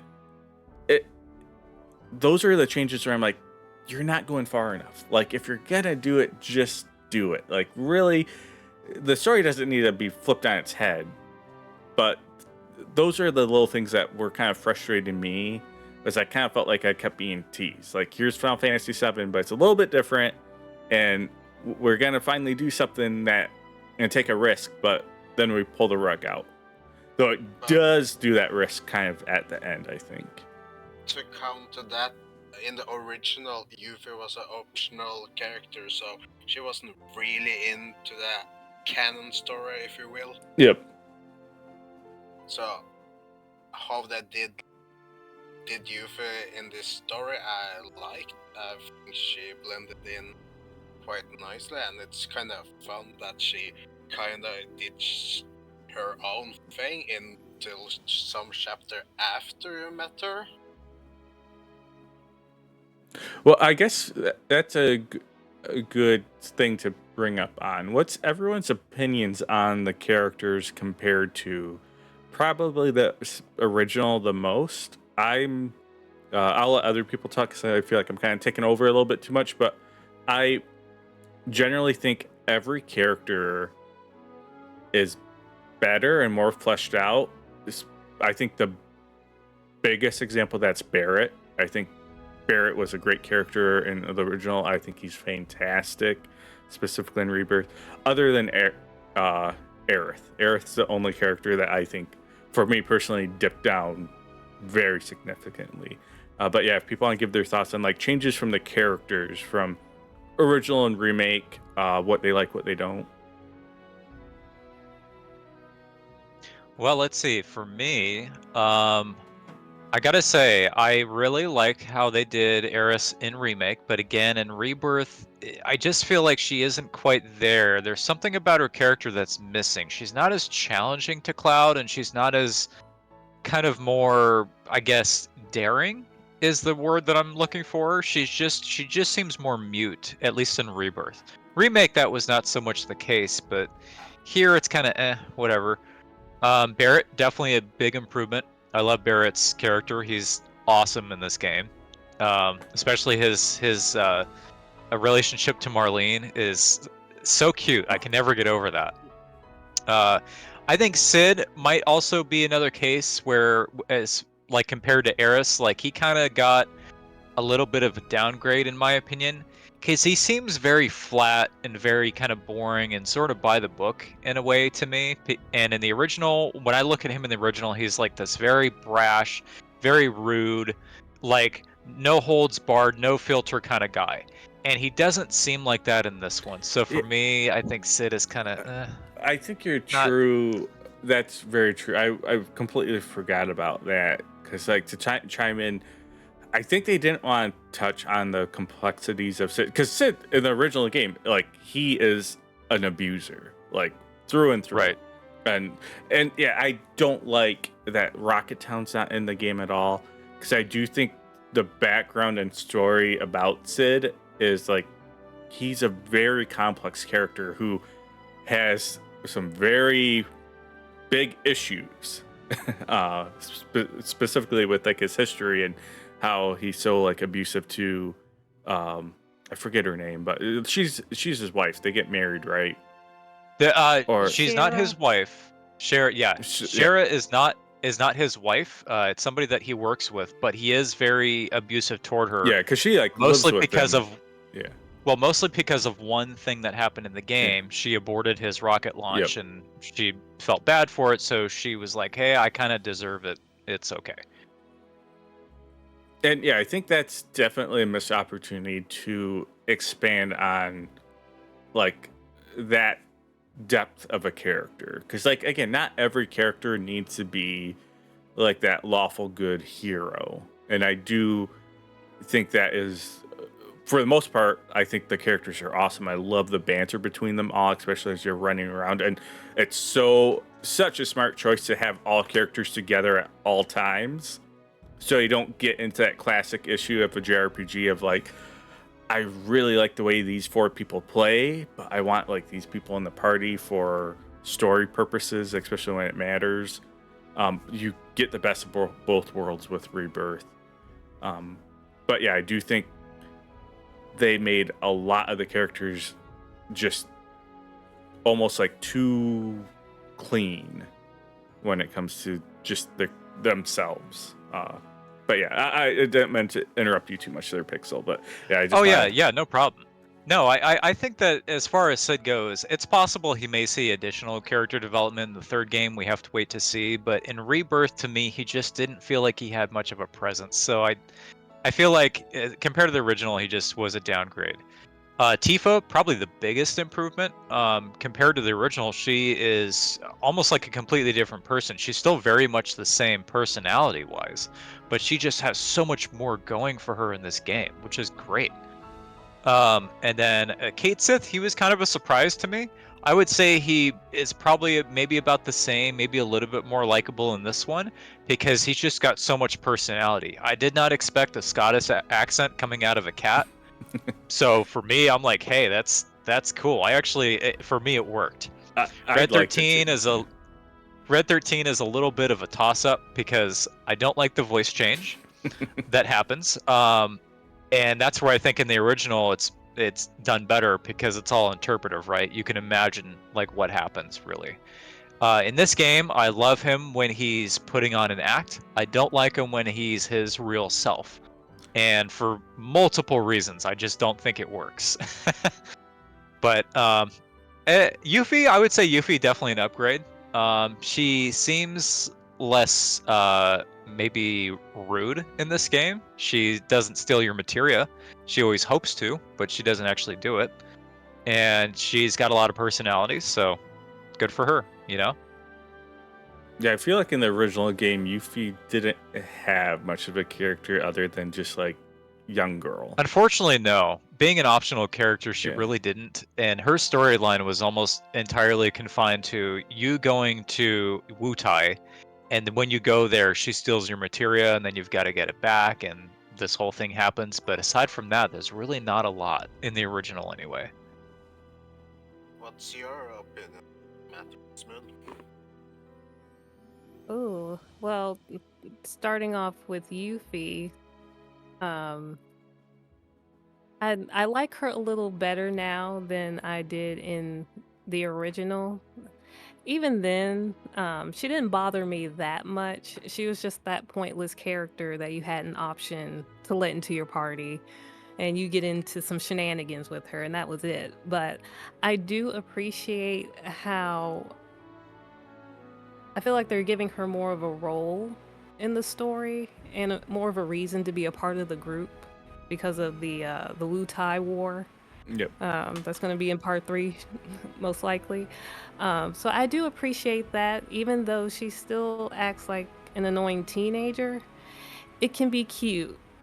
It's Especially endearing, when she's yeah. it's endearing when she's like interacting with Cloud. It's kind of like this brother Yeah. sister dynamic going on.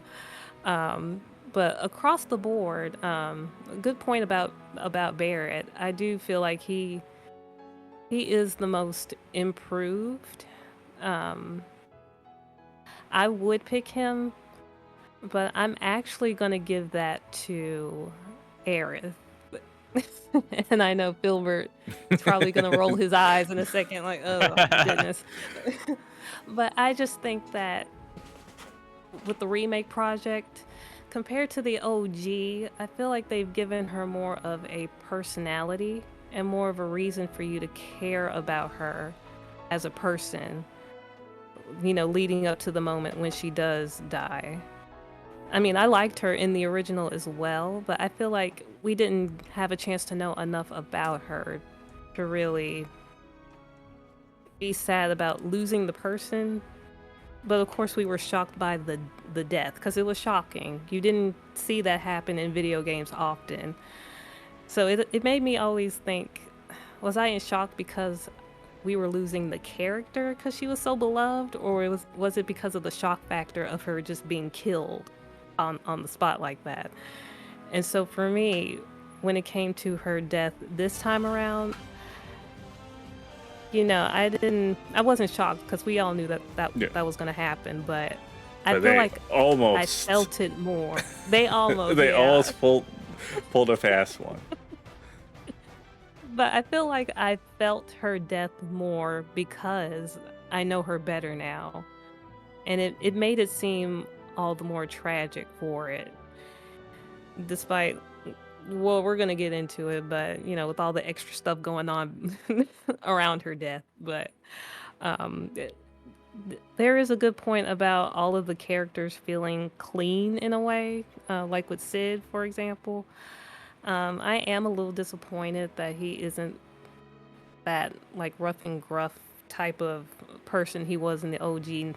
Not the abusive part, but he was just rough around the edges with his personality.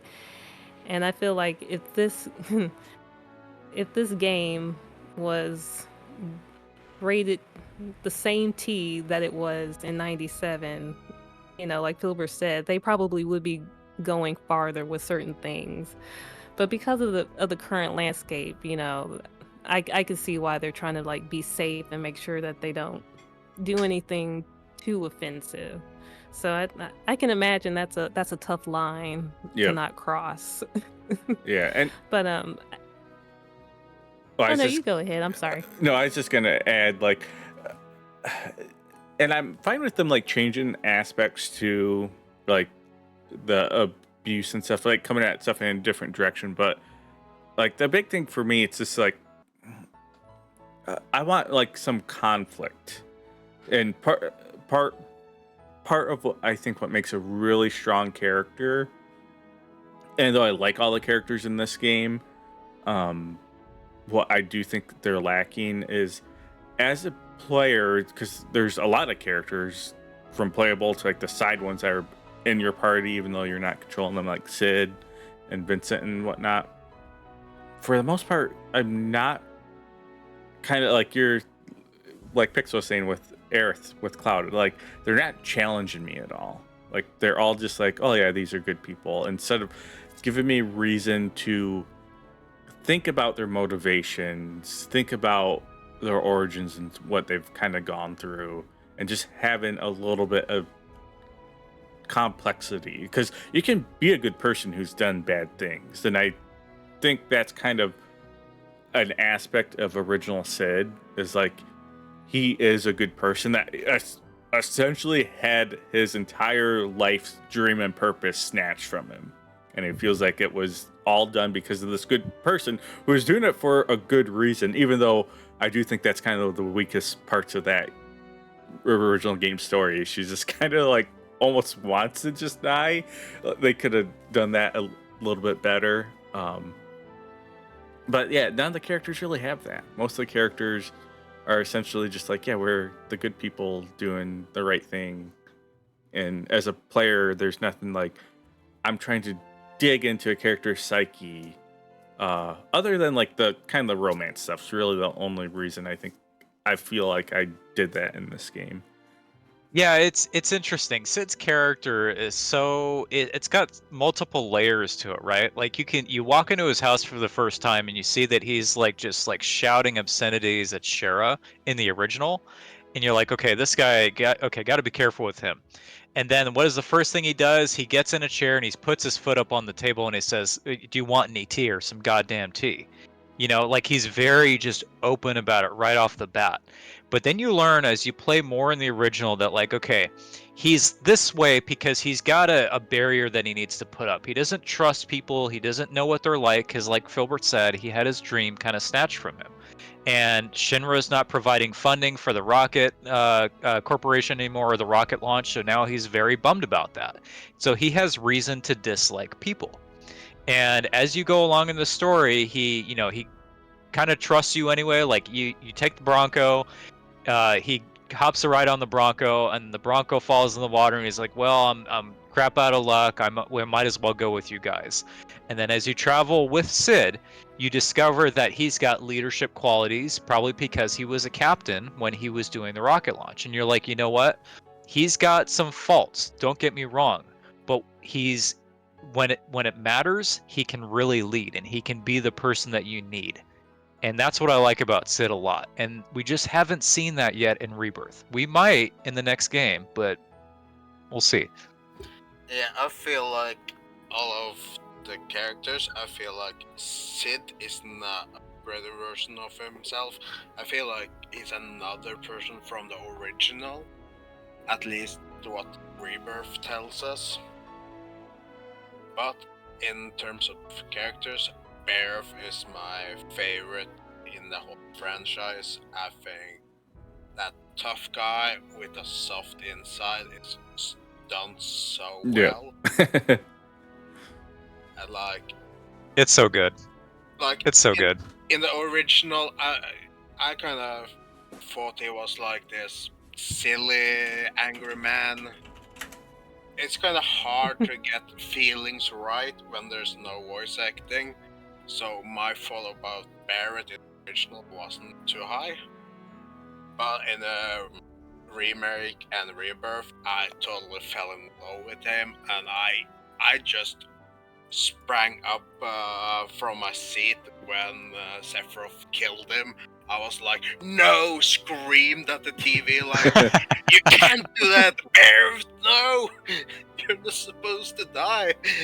Like, I really had this reaction like, am I gonna lose my favorite boy so soon in the adventure?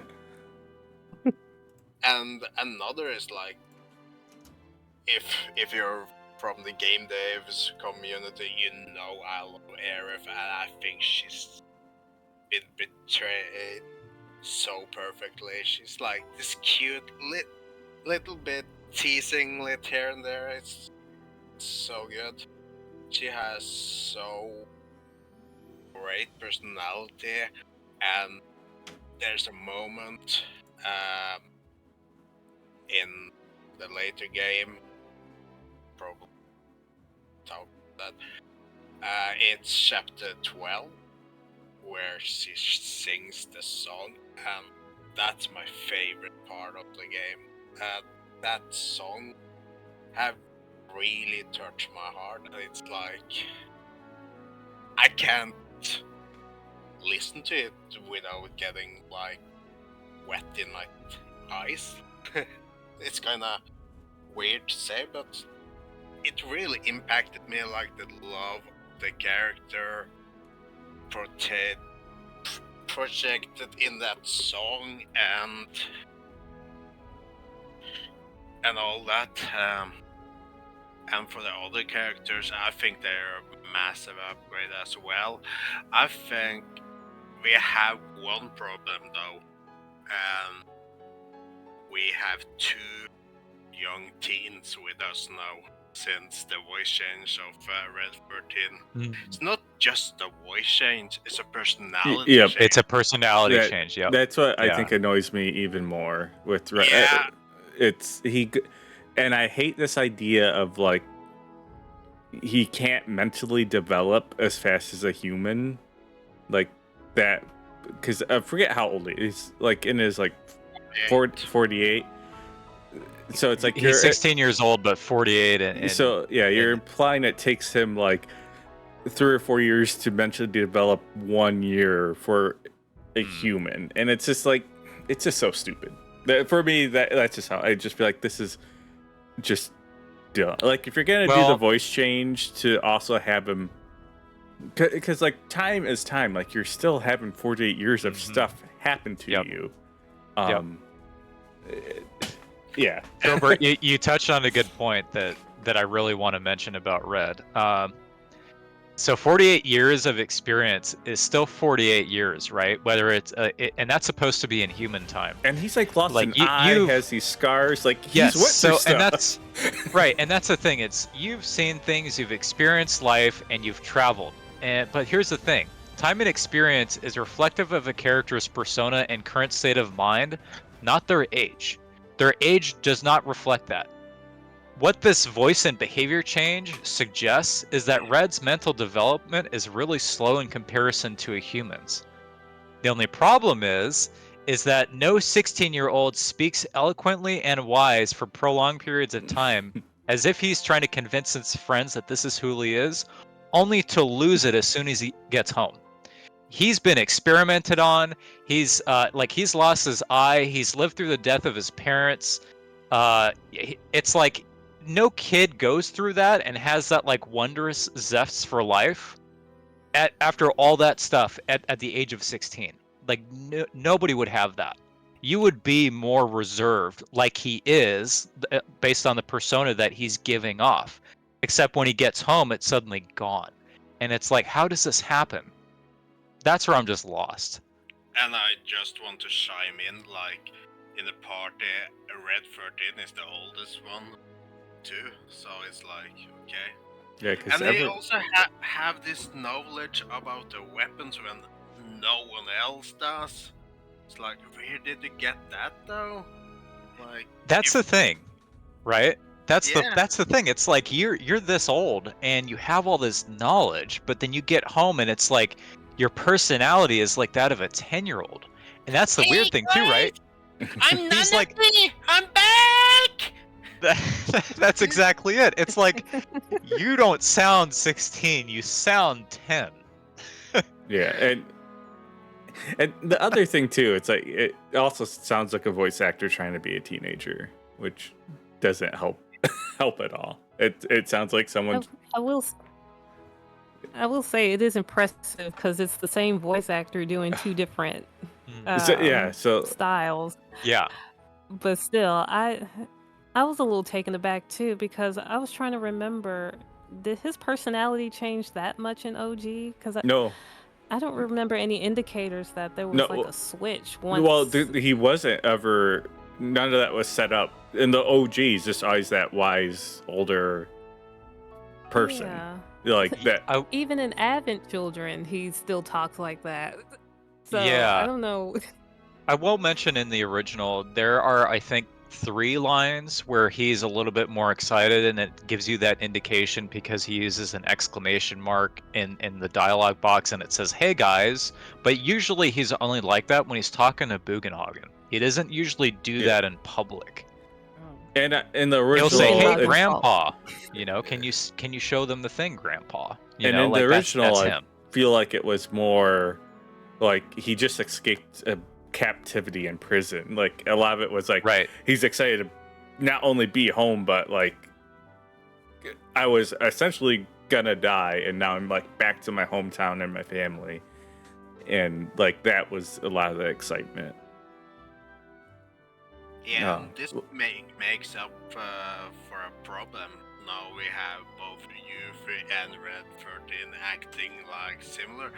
I wonder if they made the personality change for Red 13 because Winsett was gonna be added to the party, so now Winsett's gonna act like the He's taking over the role. Yeah. Yeah, that's a good point. as the guy with the knowledge. Well, I want to add, we're all forgetting the best character added to Rebirth, and I'm putting it in the chat for the voice channel. If you click the little open chat next to private voice, and it is Salmon in the Junon region. Oh my goodness. Yeah. Wow. Of course. Best track of the entire game. That the music Oh that's my playing during that quest, like the chase, it's so cute. Yes. I love that. I stalled So good. so long just to listen to that song. Oh, man. I remember showing that to Rachel too, and I was just like, "Rachel, like you got to look at this. Look who I'm chasing, and listen to the music that's playing." And she was like, "Oh my god, I love it." Yeah, that's another thing. The music in this game is it's something else. It's like you have good video game music, and you have Rebirth music. It's like Yeah. since I've beaten Rebirth, like the most of the songs I listen to is from Rebirth. Like I'm blasting songs in my car when I drive. It's like never had that experience with the game before. I love that you have now. That's Yeah. awesome. Yeah, Yeah. and it has such a great foundation. Granted, there's a lot of new songs. I think a lot of the songs have been done in a great way to like modernize them, put them on modern instruments, and I'm sure like tweak them and all that. But yeah, the music. If there's a reason to play the game at all, it's just play a game and listen to the music. Exactly. Hey, Filbert. Yep. Going back to characters quickly, how did you feel about what they did with Roche as a character? So he was my, again, like I mentioned earlier, with Remake, even though I'm like pretty hardcore about like just give me a 1-to-1 game, I loved Roach in Remake. So going to Rebirth, that was kind of, I remember talking in Dave's chat and I was like, give me more Roach, baby. And and Dave was just like, are you kidding me? Like, I hated him. And I was partly saying that because I knew that was gonna be his reaction. But so going to this one, I'm like, if they're getting wild, like, this is gonna be great. And I freaking hate what they did to Roach. What about that Roach fight, though? What about the fight? Because the fight was fun. The fight was fun. I like the first meeting when you run into him in Junon was like fun, and you're getting back to that. But then it's like he kind of loses, and before you know it, he's just like, just inject me, Hojo. Put like all your weird stuff in. Yeah. And I wanted essentially Roach from Remake, but ramped up, and I feel like we got a drop of him. And then it kind of ramped down, and then he obviously like essentially dies, if I remember right. He gets turned into a clone, and that is a little bit weird to me. It's like they had this build up for him, and then Rebirth comes along, and it has a high start, and then he kind of just falls off a cliff at some point. Like once he gets injected with Genova cells, and he becomes a numbered character. You have a fight with him, and then he dies. It's like, really, that was Roach's story? Okay. I was full on going into this hoping, and even as it started to pick up, wanting crazy, like to give you an idea of like what I wanted to happen in this game. Like since they weren't doing the 1-to-1, I wanted something crazy to like become like Roach as the hero. Like part of me was like, have Cloud get killed. My actual like theory going into like Filbert out for blood. Chapter like 9. I was thinking Cloud was going to sacrifice himself and you were going to take over as Zack during the Aerith death. And that's the type of stuff like, if you're going to change it, make a change. And so I wasn't like a fan of a lot of the changes they did, because I feel like they didn't go far enough, or they went like the safe change instead. Again, doing something to kind of, I think, challenge the story and whatnot. But yeah, Roach was a disappointment. They did my boy dirty.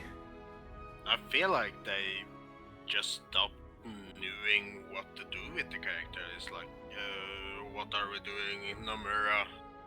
What are we doing with him?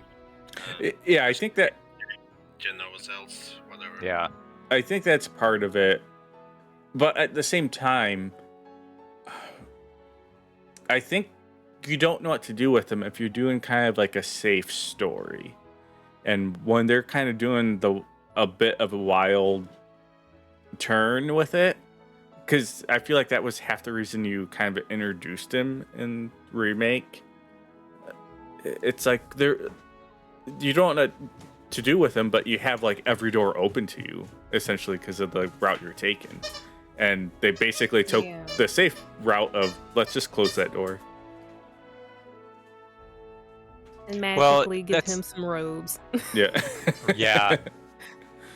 That's the thing when it comes to playing it safe, too. And I don't want to linger on this too long. I know that we should probably move on. But when it comes to the whole safe part about characters. That was one thing about Remake that was a little weird to me, is that when they attempted to kill Barrett and then that was undone, it was like they didn't commit, right? Yep. It was just kind of like, oh wait, actually no, he's not dead. And I guess we can just jump into the big moment, the Aerith death. I feel like again they did it in like the second. In a lot of the ways, I think the safest way, because that was the biggest question by far. The elephant in the room is Aerith gonna die, and what's gonna be different about this event? And there's a lot of different theories. For a while there, again, I was thinking either someone else was gonna die in her place, Cloud or Tifa even, and Tifa, they did that safe thing with her where it's like Cloud at the end of like chapter 9 is like about to kill her, and he swings at her, and when it happens, I remember being confused, like, did he hit her or not? And then Dave, I remember, mentioned that too when he played, and then she like falls in the water, and then they're like, oh, then the weapon comes and eats her, and then they're like, oh, now is she dead? But then she's like still not dead. And then Sephiroth comes and shows up into the weapon, almost So- hitting her. So when it comes to Aerith's death, I was at the opinion at that part of the game of something needs to be different, and so much had changed at that point. I kind of didn't want her to die. I wanted probably someone else to die, and I remember telling Shadow, because he was watching me when I was playing through it on Twitch, I was essentially thinking, because you have like Marlene talking to Zach about like saving Aerith, and I thought you're gonna have and Cloud was starting to be taken over, so I was kind of digging where it was going, and my theory at the time was Cloud is basically gonna get controlled by Sephiroth, and the final fight would be Zach saving Aerith, and you controlling Zach and fighting Cloud, and you need to like Cloud becomes the villain, and that's the type of like twist that I was looking for in this game that I didn't get. And Aerith dies, but she doesn't even like die, because she still is around at the ending and can talk to at least Cloud. I have a theory about that. Let's hear that theory, MsMoon. I believe, after my 5 pages of nonsensical notes, I feel like she is dead. And the part that we see Cloud saving her was his wishful thinking of what he wanted to happen. And so, in a way, based on how Sephiroth was explaining how all these different worlds exist, it's more like I don't think it's a multiverse. I don't think they're going in that direction, because I think that wouldn't be the smartest move, but it feels more like in a spiritual sense, because the life stream is made up of memories and hopes and dreams dreamt up by the planet. And so these worlds that come in and out of existence, they're not real tangible worlds like the prime timeline we're in. They're just more like just these little blips, these little dreams that'll pop up here and there and then disappear. So that's, I was gonna say that's definitely interesting. So to kind of fully understand, so that Aerith we see at the end, because my interpretation is like that's her coming back to the life stream, essentially. So do you not think that's the case? You just think she's like in Cloud's mind? I do. I think this is something that, how do I say this? Because Cloud is a character that has a lot of difficulty processing death. Like, even going as far as back as his mother, he has a hard time talking about that to Zach. He still hasn't accepted that yet. And so now with Aerith, it seems like the same thing is happening again. But this time, he's fooling himself into thinking he actually saved her when he didn't. And Yeah. so Cloud's this weekend at Bernie's with her body. Everyone's like, Yeah. he's too Yeah. unstable. Just let him believe she's still there. I like and I'm wondering. Oh, I'm sorry. You go ahead, Shadow. I like the theory, but you're missing a detail here. Oh. Because when they are all sitting around the tiny bronco and just mourning, when Aerith sits with Red 13, he notices her. He That's said, true. Aerith. Yeah, That's true. that is a tricky but- one. Yeah. But that also segues to my theory. So, when did the game start? As you said, Filbert, we start with Zack. Every character is dead, right? Yep. Except one. One wasn't dead. The character that made the shopper crash so Zack could save Aerith. Who was that? It was Red 13. Yep. I think that has a tie with why he sensed her. And it also goes to a part of the game we haven't really touched. It's the Sector 5 part with Biggs and Zack.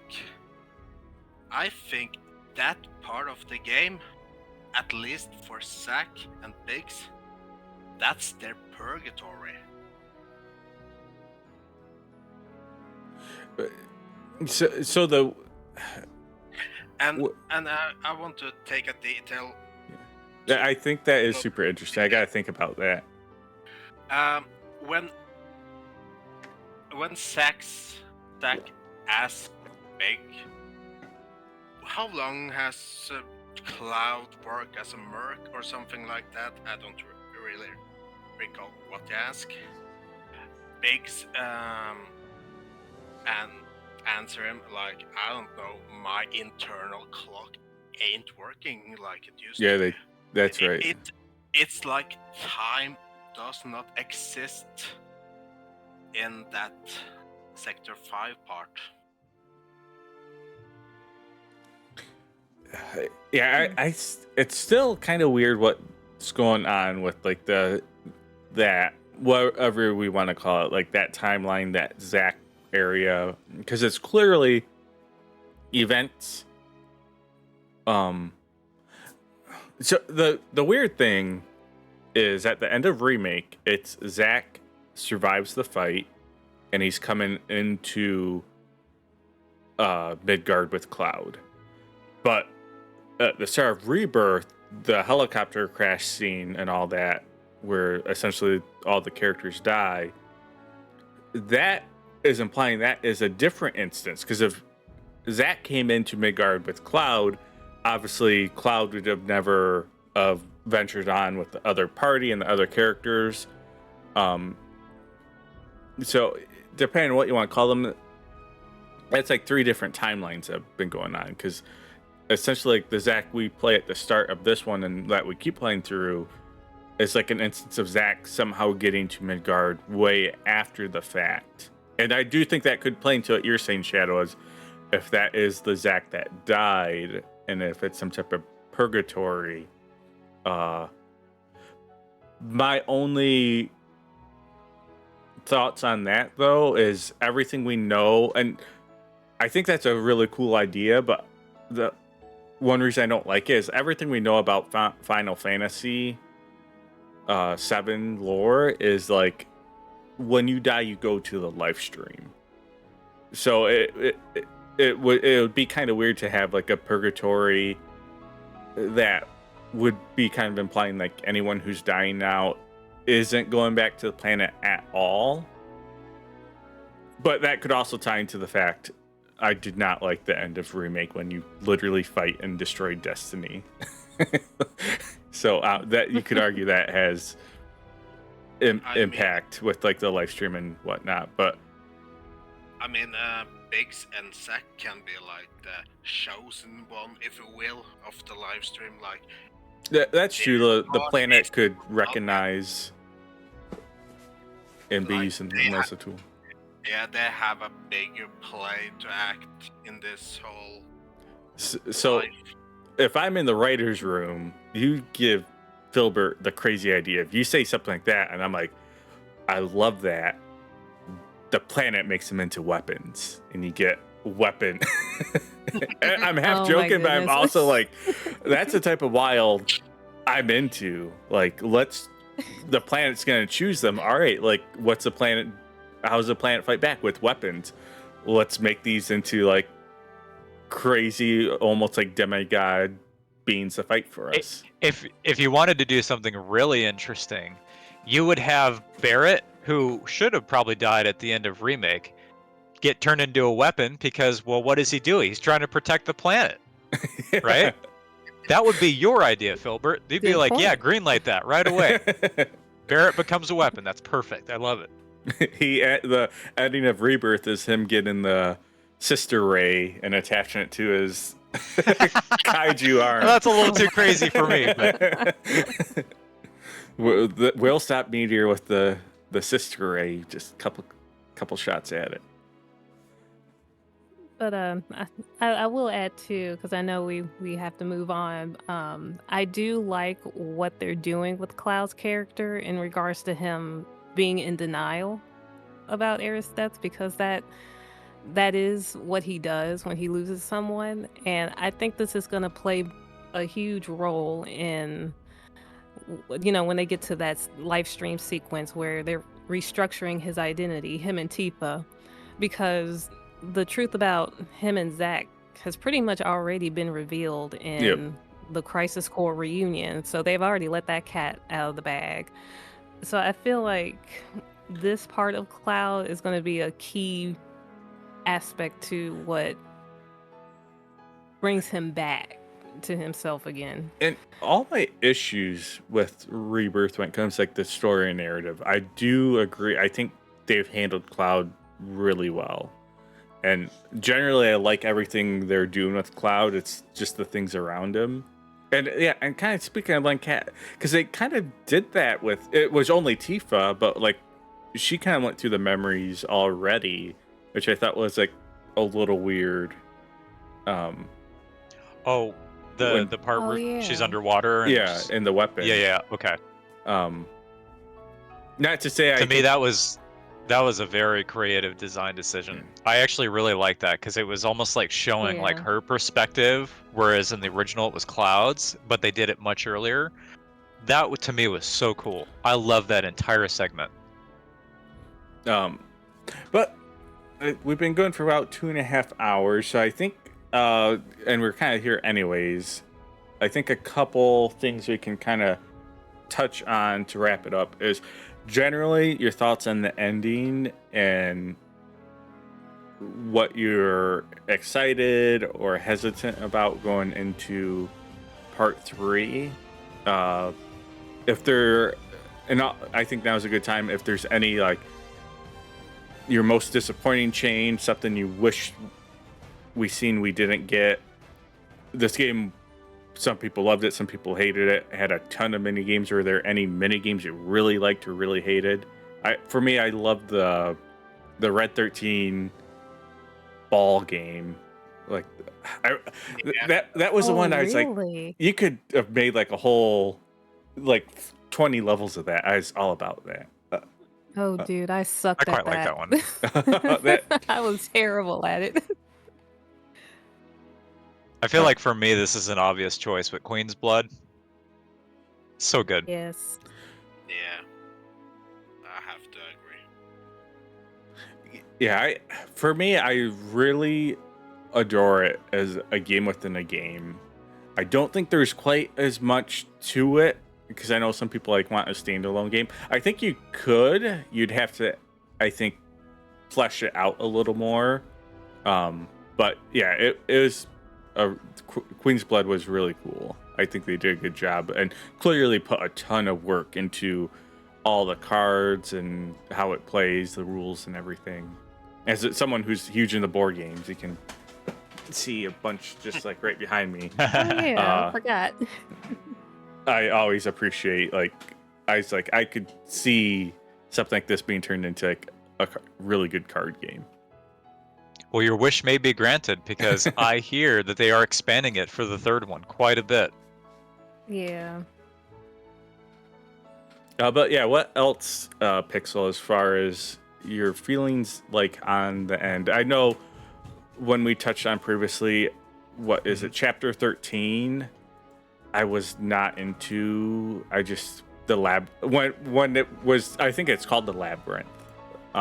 It's just like I don't want to hear that. That's usually not my favorite type of levels and dungeons. So Are you talking about the Temple of the Ancients? Yep. Okay. Yep. Temple of the Ancients. Yeah. Oh, go ahead. On, oh, I was just gonna say. I think it went on a long time. At a point when, just game wise, I'm like 70 some hours in. I'm ready for the game to be done 30 hours ago.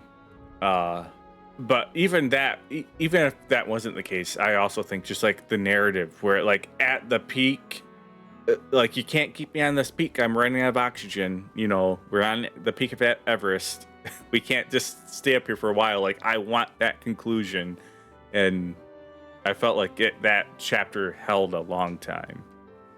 Yeah, it's difficult for me because I'm the type of person that wants to experience everything a game has to offer, but I mentally tend to check out around the 60-hour mark or so, maybe 50 or 60 hours. And it's not a fault of Rebirth or anything, it's just the way that I am. I mentally am sort of not as invested at that point because I feel like it's just kind of going on too long.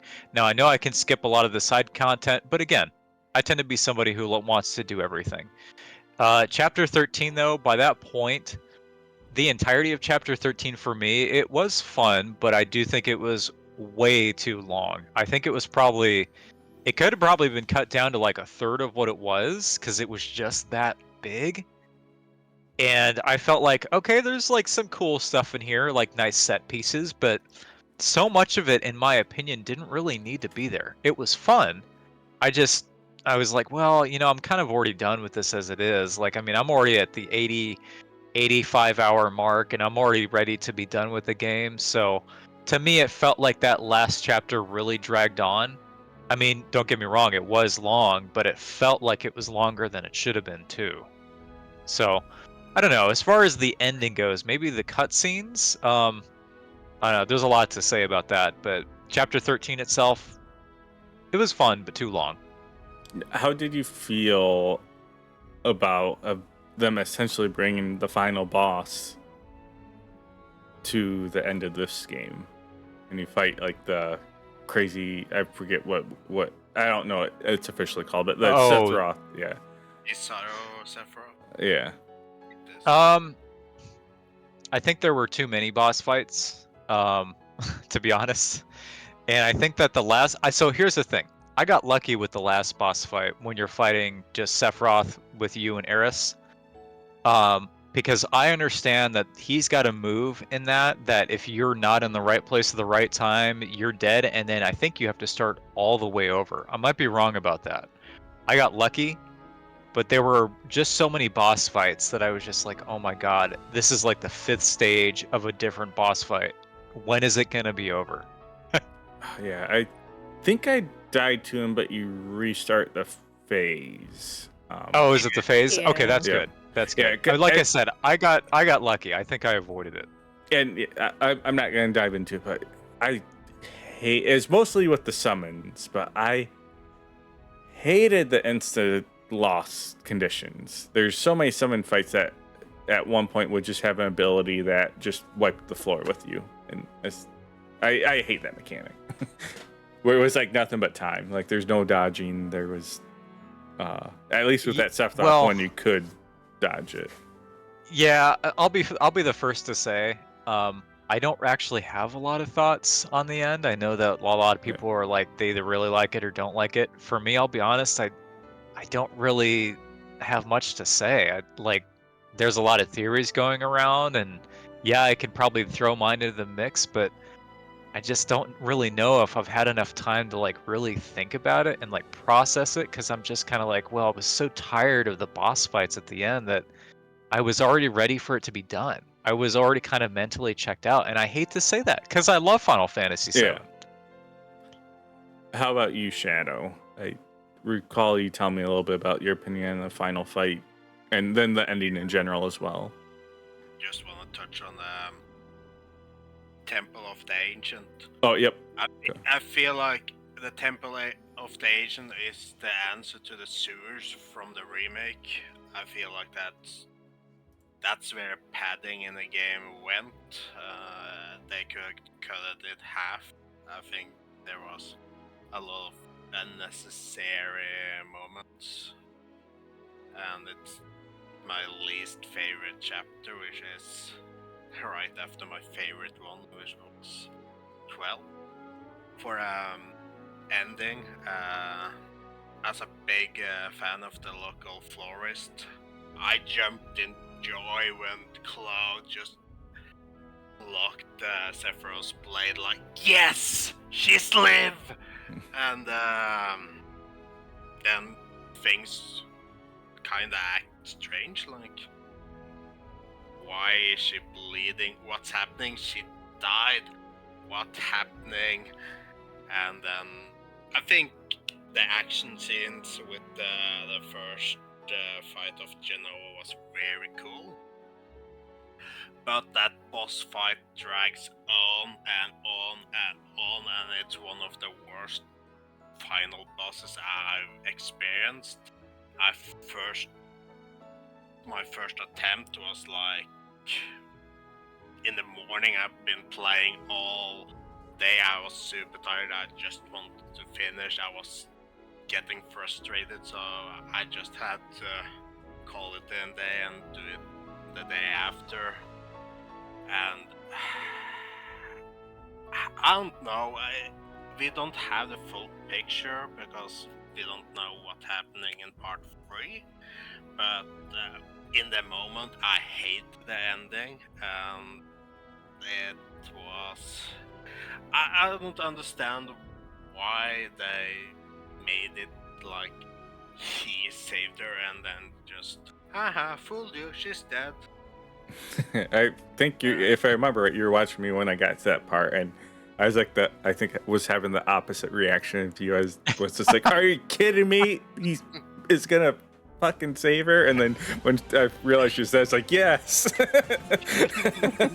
Filbert's all about that chaos. He loves it. Loves to see change, something wild.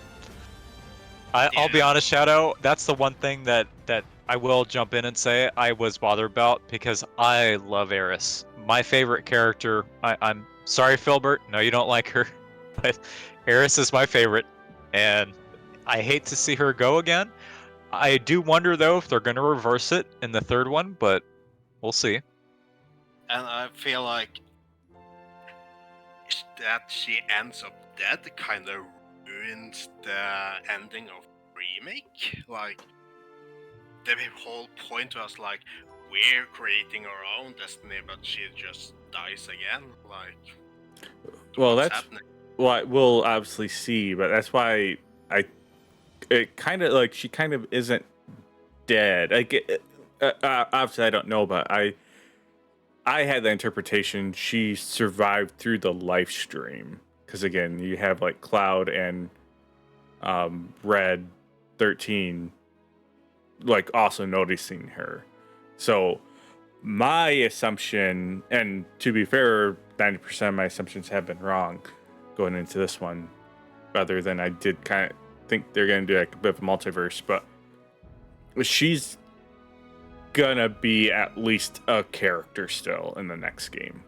Not maybe she'll actually come back alive, but I can see a situation where like her spirit and stuff is essentially there, where she's there as well. But we'll have to wait and see in like another decade to see how that plays out. Which part do you think would fit best with that? Which part will fit best with what? Like, which part in the part 3 would fit best that Aerith returns, do you think? Probably when Cloud, off the top of my head, when Cloud kind of goes loco and they go into his mind, he's gonna encounter Aerith there, and she, with that process, comes back with him. I actually dig that. All right. How I'm about curious, you, Miss Moon. What Yeah. do you have to say? Oh, so when I started chapter 13, I had to take a little bit of a break from playing Rebirth. So once I got to that point, I was like eager to get back into it and finish the game. So when I was going through the Temple of the Ancients, I loved what they did with it.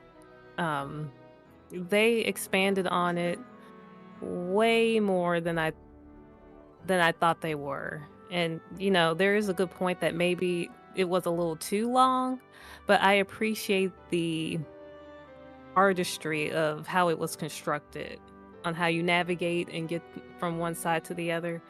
I feel like compared to the OG, that's kind of what they were trying to do. Make it like this big maze-like place that's difficult to get to the black materia. And it did make it seem like it was difficult to get to that point. But And as just far as to jump in real quick too, just before I forget, because I meant to bring this up earlier, because that was another part they removed that again was like darker, was in the original game. When Cloud gives the black materia to Sephiroth, he beats the hell out of Aerith. Like when she's in the yeah. crater, like he starts hitting her and starts like pounding her and beating that, because that's what causes her to leave the party. And part of it, because she also is going to try and cast Holy, but that clearly greatly affects Cloud, and everyone is. I think that's like the prime moment in the original when everyone's like, something clearly isn't right with Cloud. Like, because he was literally just punching Aerith in the face on the ground. And that was like, I felt like that something like that was kind of missing in this one, because I thought that did a couple things highlighting like to the characters that Cloud needs help, and I think they did that a little bit with Tifa when Cloud like went to kill her. But I do Yeah. think that was part of like the stuff that was a little bit more like dark and complex was kind of removed. But yeah, I just want to interject that real quick, just because that was, you just remind me about it. Oh yeah, no problem. You didn't like how Cloud was chasing Aerith, playing around with her like Aerith. You didn't Yeah. like that part. I'm coming to get you. Uh, but yeah, they did lessen that a little bit. I mean, you still get the unsettling impact of Cloud's behavior getting worse. My only nitpick is that they clearly see something's wrong with Cloud, but I feel like they didn't do enough to like stop him Yeah. and go, hey, maybe this is not a good idea for you to continue with us because you are not right now. You just tried to kill one of us a little bit ago. So I'm like, why are all of a sudden we're buddy again? But as far as the ending, I'm very intrigued with where they're going with this. I know they're still going to follow the same story beats because they kind of confirmed that as much, but with the new ideas that they've introduced, especially pertaining to Cloud's character, I'm really curious to see how they're going to execute what they set up from the ending. My biggest issue is I feel like all of this new information that we got in those last 2 chapters could have been spread out throughout the game instead of in those final moments. I feel like they put too much surrounding Aerith's death that it kind of felt like her death was kind of second to the bigger picture. And so that was a misstep for me, but the fracturing of Cloud's mind in that moment, I liked how they did that. I thought that was a unique idea I to see his psyche kind of break that way. I think that's a really good point of it being such an information dump, making all that climax there, because Yeah. part of Aerith's death that I think is so impactful in the original game. I've talked to a couple people who never played on PlayStation, so they don't realize this, but when Aerith dies, after that video, it goes to the black screen and tells you to put disc 2 in. So it's not like Yeah. a huge moment of all this like you have this very impactful scene, and the game, I'm sure it was partly intentional, but even if it wasn't, like meta wise, you literally have to take a break, because at the very least you have to get up, open that case, switch so it forces you to stop and kind of linger in that moment. And I think kind of what you're touching on is like you don't really get that in her death in this game, because it's like we're in the climax, so we gotta keep going, and like there's a little bit, but Yeah. not like it was in the original. Yeah, I want to jump in real quick because you mentioned something that I probably should have brought up earlier, Filbert. When it comes to her death, they don't let you feel anything. It kind of just it happens, and then the story has got to move on, and then Cloud sees Eris at the end, and Red 13 says Eris as well. But they don't really give you time to like feel it, and it's like, you know, it's okay to feel sad, and it's okay to allow the player to have these like feelings of sadness. But sometimes it feels like Rebirth is afraid to do that, where it's afraid to make you feel sad and wants you to feel kind of like not happy-go-lucky, but it wants you to be like in a state of contentment where, okay, a character died, we got to move on. Don't worry about it, everybody. It's okay. Let's just keep going. And sometimes I feel like that's something that they probably could do a little bit better on. And I think Mhm. one thing I appreciate is I was talking about, you're reading it, Pixel and Rob Server, about Alien Romulus and fan service. And what you're talking about, perfect way to do fan service, because in those old games, part of the reason, like changing the disc aside, you had to hit X or cross if you're nasty.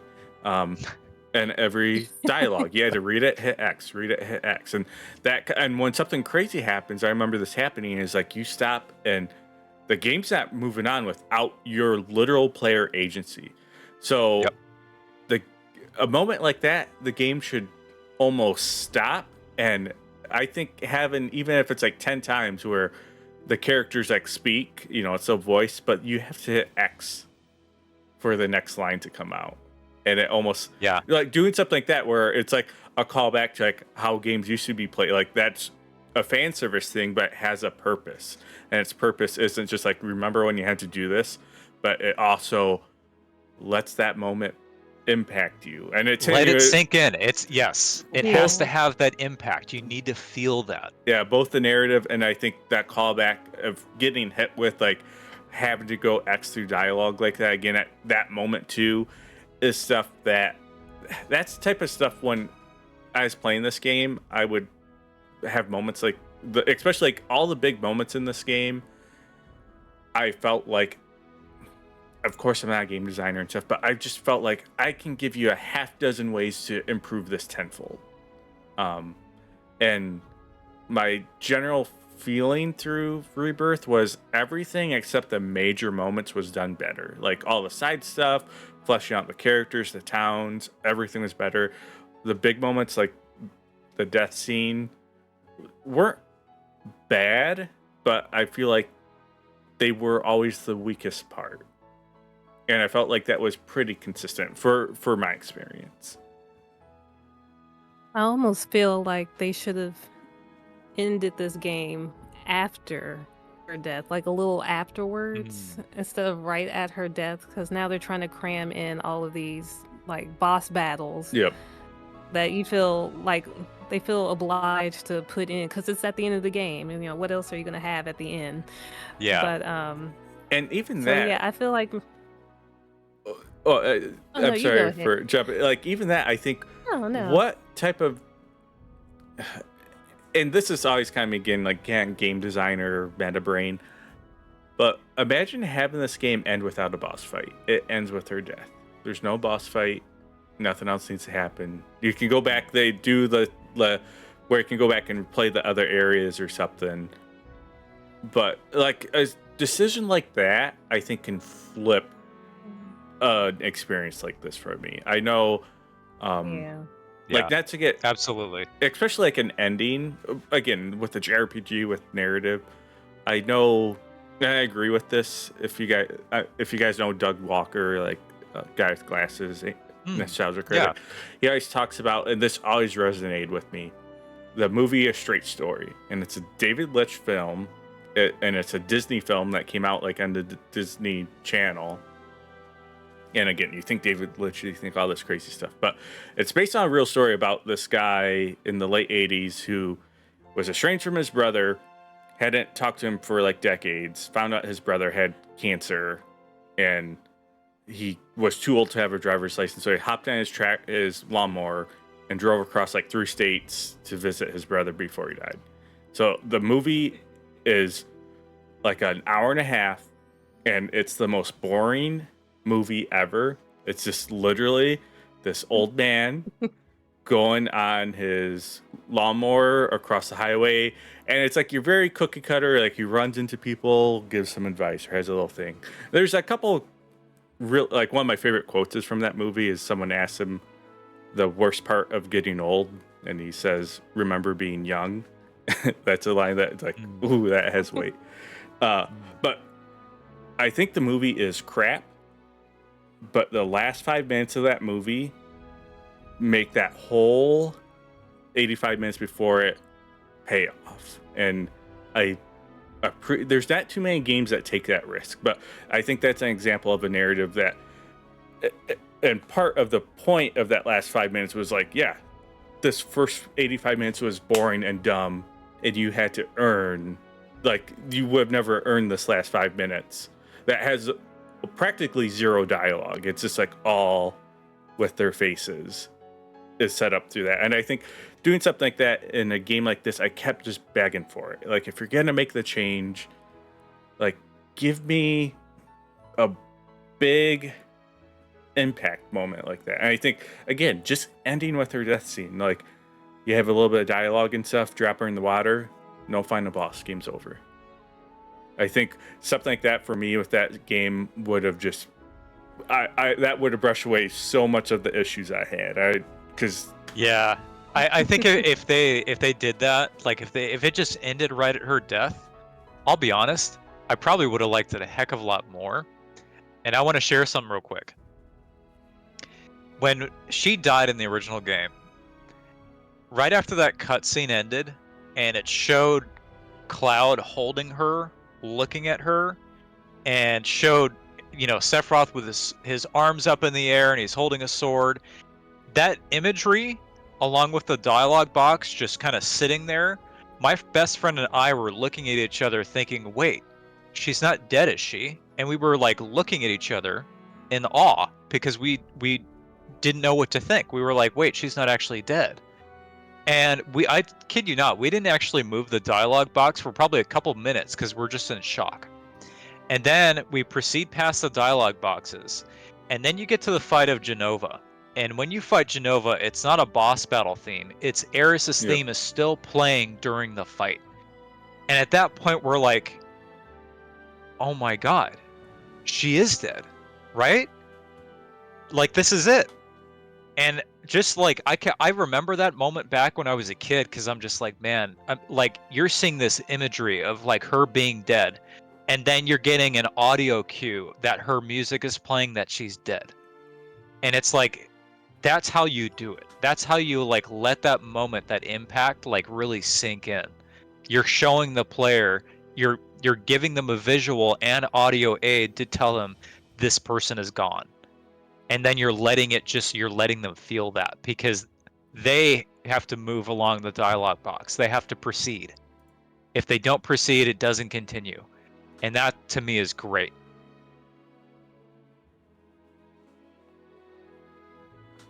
Those are some good points.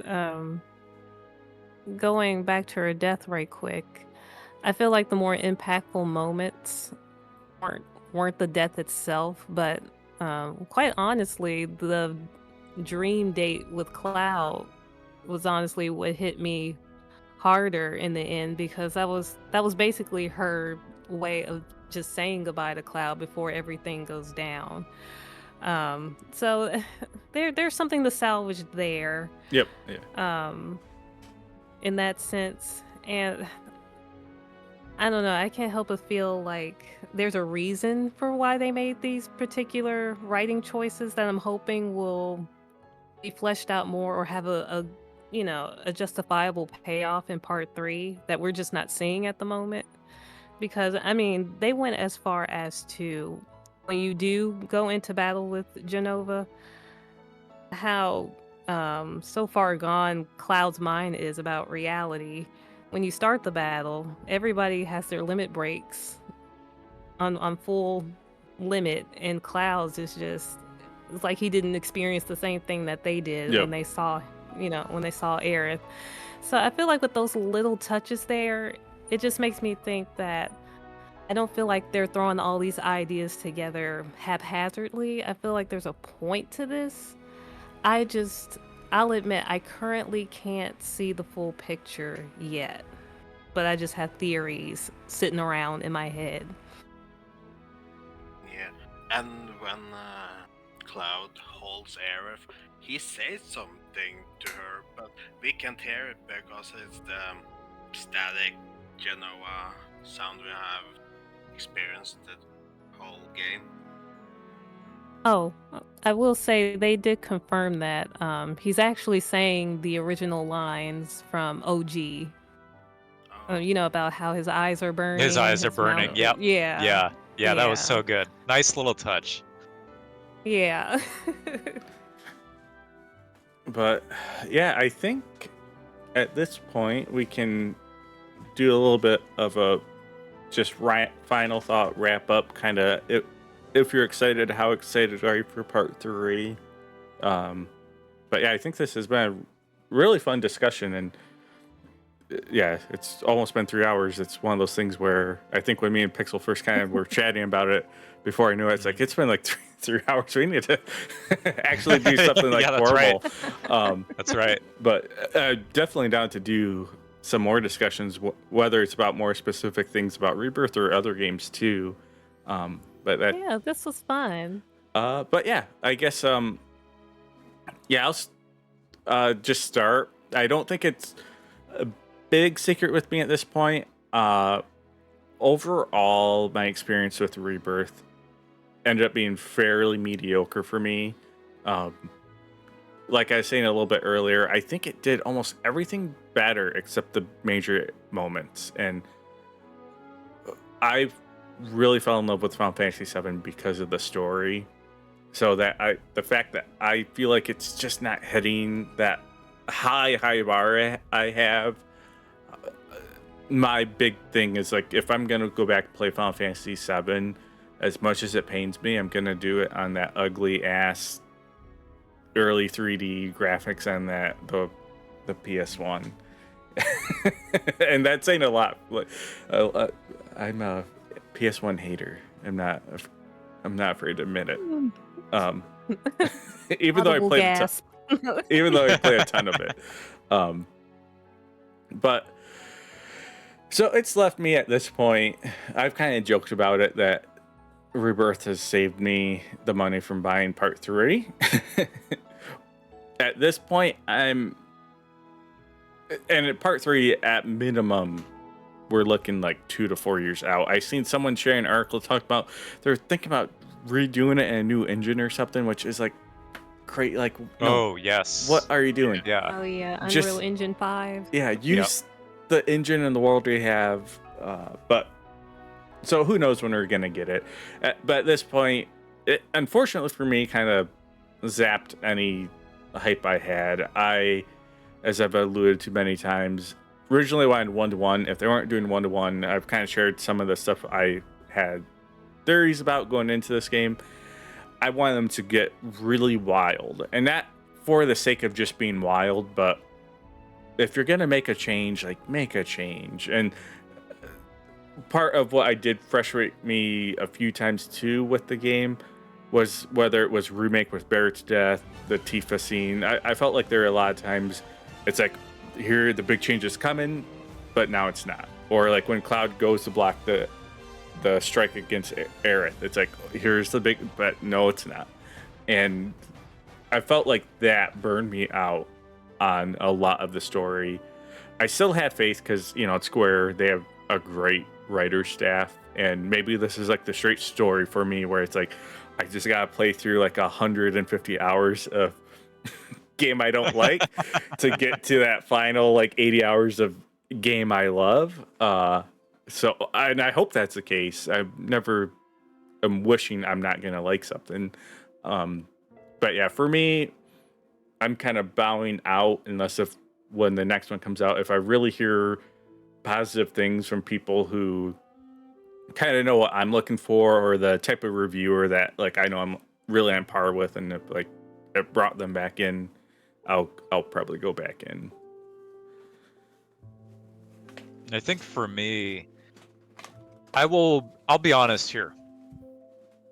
I'm a huge fan of the original Final Fantasy VII, and I was not a big fan of what they did with the end of Remake. I did not like that whole killing Destiny idea, and that really kind of colored my perception of the games going forward.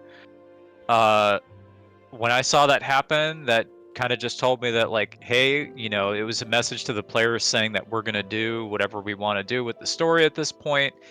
And, you know, any preconceived notions you have of the story, you basically have to throw out the window, and that's okay. That's not a bad thing. But it makes me hesitant because I know that Square today is a little afraid to commit to things. Like they will be afraid to commit to a character death for Barrett. They might be doing so for Eris, and we have yet to see what happens in Chapter 3. But I don't really like this idea of like killing Destiny and defying like the way that things are supposed to be. And that really hampered my expectations going forward. Rebirth actually did a lot to repair that, but I will say that right now I'm in the series for the characters. I'm not in it for the story anymore. To me, the story, unless they do something really incredible with it, I'm kind of already checked out of the story. I want to experience more of what the characters do, how they interact with each other, how they learn and grow. But the story, I hate to say it, I'm just not there anymore. That might turn around in Chapter 3, but I don't know. As far as the story goes, I can't enjoy it. But Rebirth, like I said, it really did a lot to repair things for me. The characters themselves, the music, the mini games, the areas that you explore, the atmosphere. I mean, it was all so good. But the story is just, to me, that's like the strongest part of a Final Fantasy, and this is where they're really failing, in my opinion. Having said that, I did like Rebirth a heck of a lot more than I did Remake. So I'm more positive about it, but I'm still cautious. Did you want to go, Shadow? I can. So for almost half my life, I've had one favorite game, and I never thought anything would top that. But Rebirth was very something special to me. I was so lucky that I had nothing else on the table. I ate, I slept, I played Rebirth. I kid you not. I picked the game up on Thursday, the 29th. I beat it on Tuesday. I beat it under a week. It was my entire life for that week, and even went to go to get a platinum, all the challengers that comes with that, last combat challenge from Shadley, Bonds of Friendship. That's a very hard challenge. Yeah, and like, thanks to this game, I want to pick up Playarch Kai from every party member. I already have Aerith. I plan to get the other 8 with, and including Zack. I think this game, I like it so much.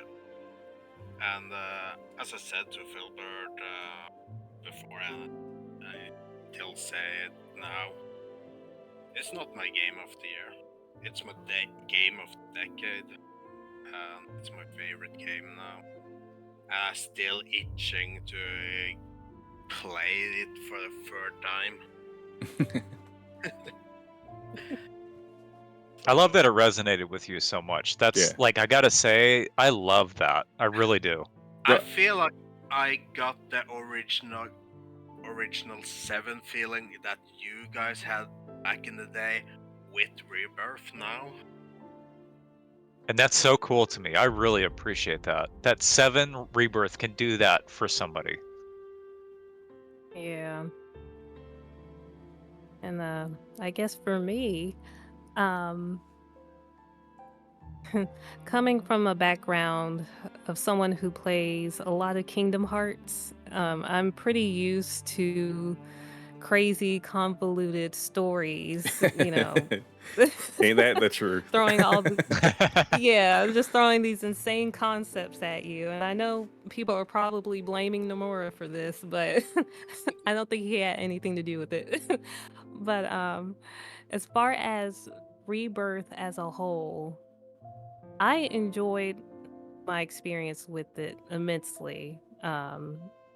Mainly due to the character dynamics that are what drive the game all the way to the end. The story, yeah, it may have some issues here and there, but I'm actually really on board with what they're planning to do with these new ideas. And it can be pretty hard to say this story is good or bad when there's 3 parts to it, so you don't get the full context of what it was that they were trying to do since part 1 until part 3 is said and done. But with each part, like Remake and Rebirth, it always left me curious as to what their intentions were with it. And so with all of these theories going in my head and these ideas, you know, reading interviews about where their minds are at when they're putting these ideas together, more than not, I've always just been intrigued and curious to see how they execute it. Because to me, a lot of the story elements go back to how the characters react. And so far, the characters have been giving me so much about who they are, in a way, even more than the original. To where I feel like I know these characters better than... I feel like this is like the definitive way to know these characters is through the remake series, regardless of, you know, how you feel about the story. So with that said, if they can pull it all together in part 3, I hope definitely, and I appreciate the both of you like putting this together. This was really fun. But yeah, I think this is a Filbert thing. Honestly, I got to give him the credit. Oh, it was like Well- both of you were doing it. I forgot. Me and Pixel were talking about something, and then we started talking about Rebirth, and we I think it was literally- that 3-hour conversation we had. They were Yeah. like, okay, Oh, we got to wow. do a podcast Yeah. kind of about this. because we just started going on and on. I'm actually not bugging someone about, Final Fantasy talk. I'm not. I'm actually talking to people that appreciate it. I'll kind of leave it there. And yeah, thanks for showing up. Thanks for the conversation. And yeah, hope everyone has a good rest of your Saturday night. You too. Have a good evening, guys. Absolutely. Thank you, everybody. Thanks for having me, and thanks for awesome conversation. Yep. Definitely. Bye. Take care, everybody. Bye.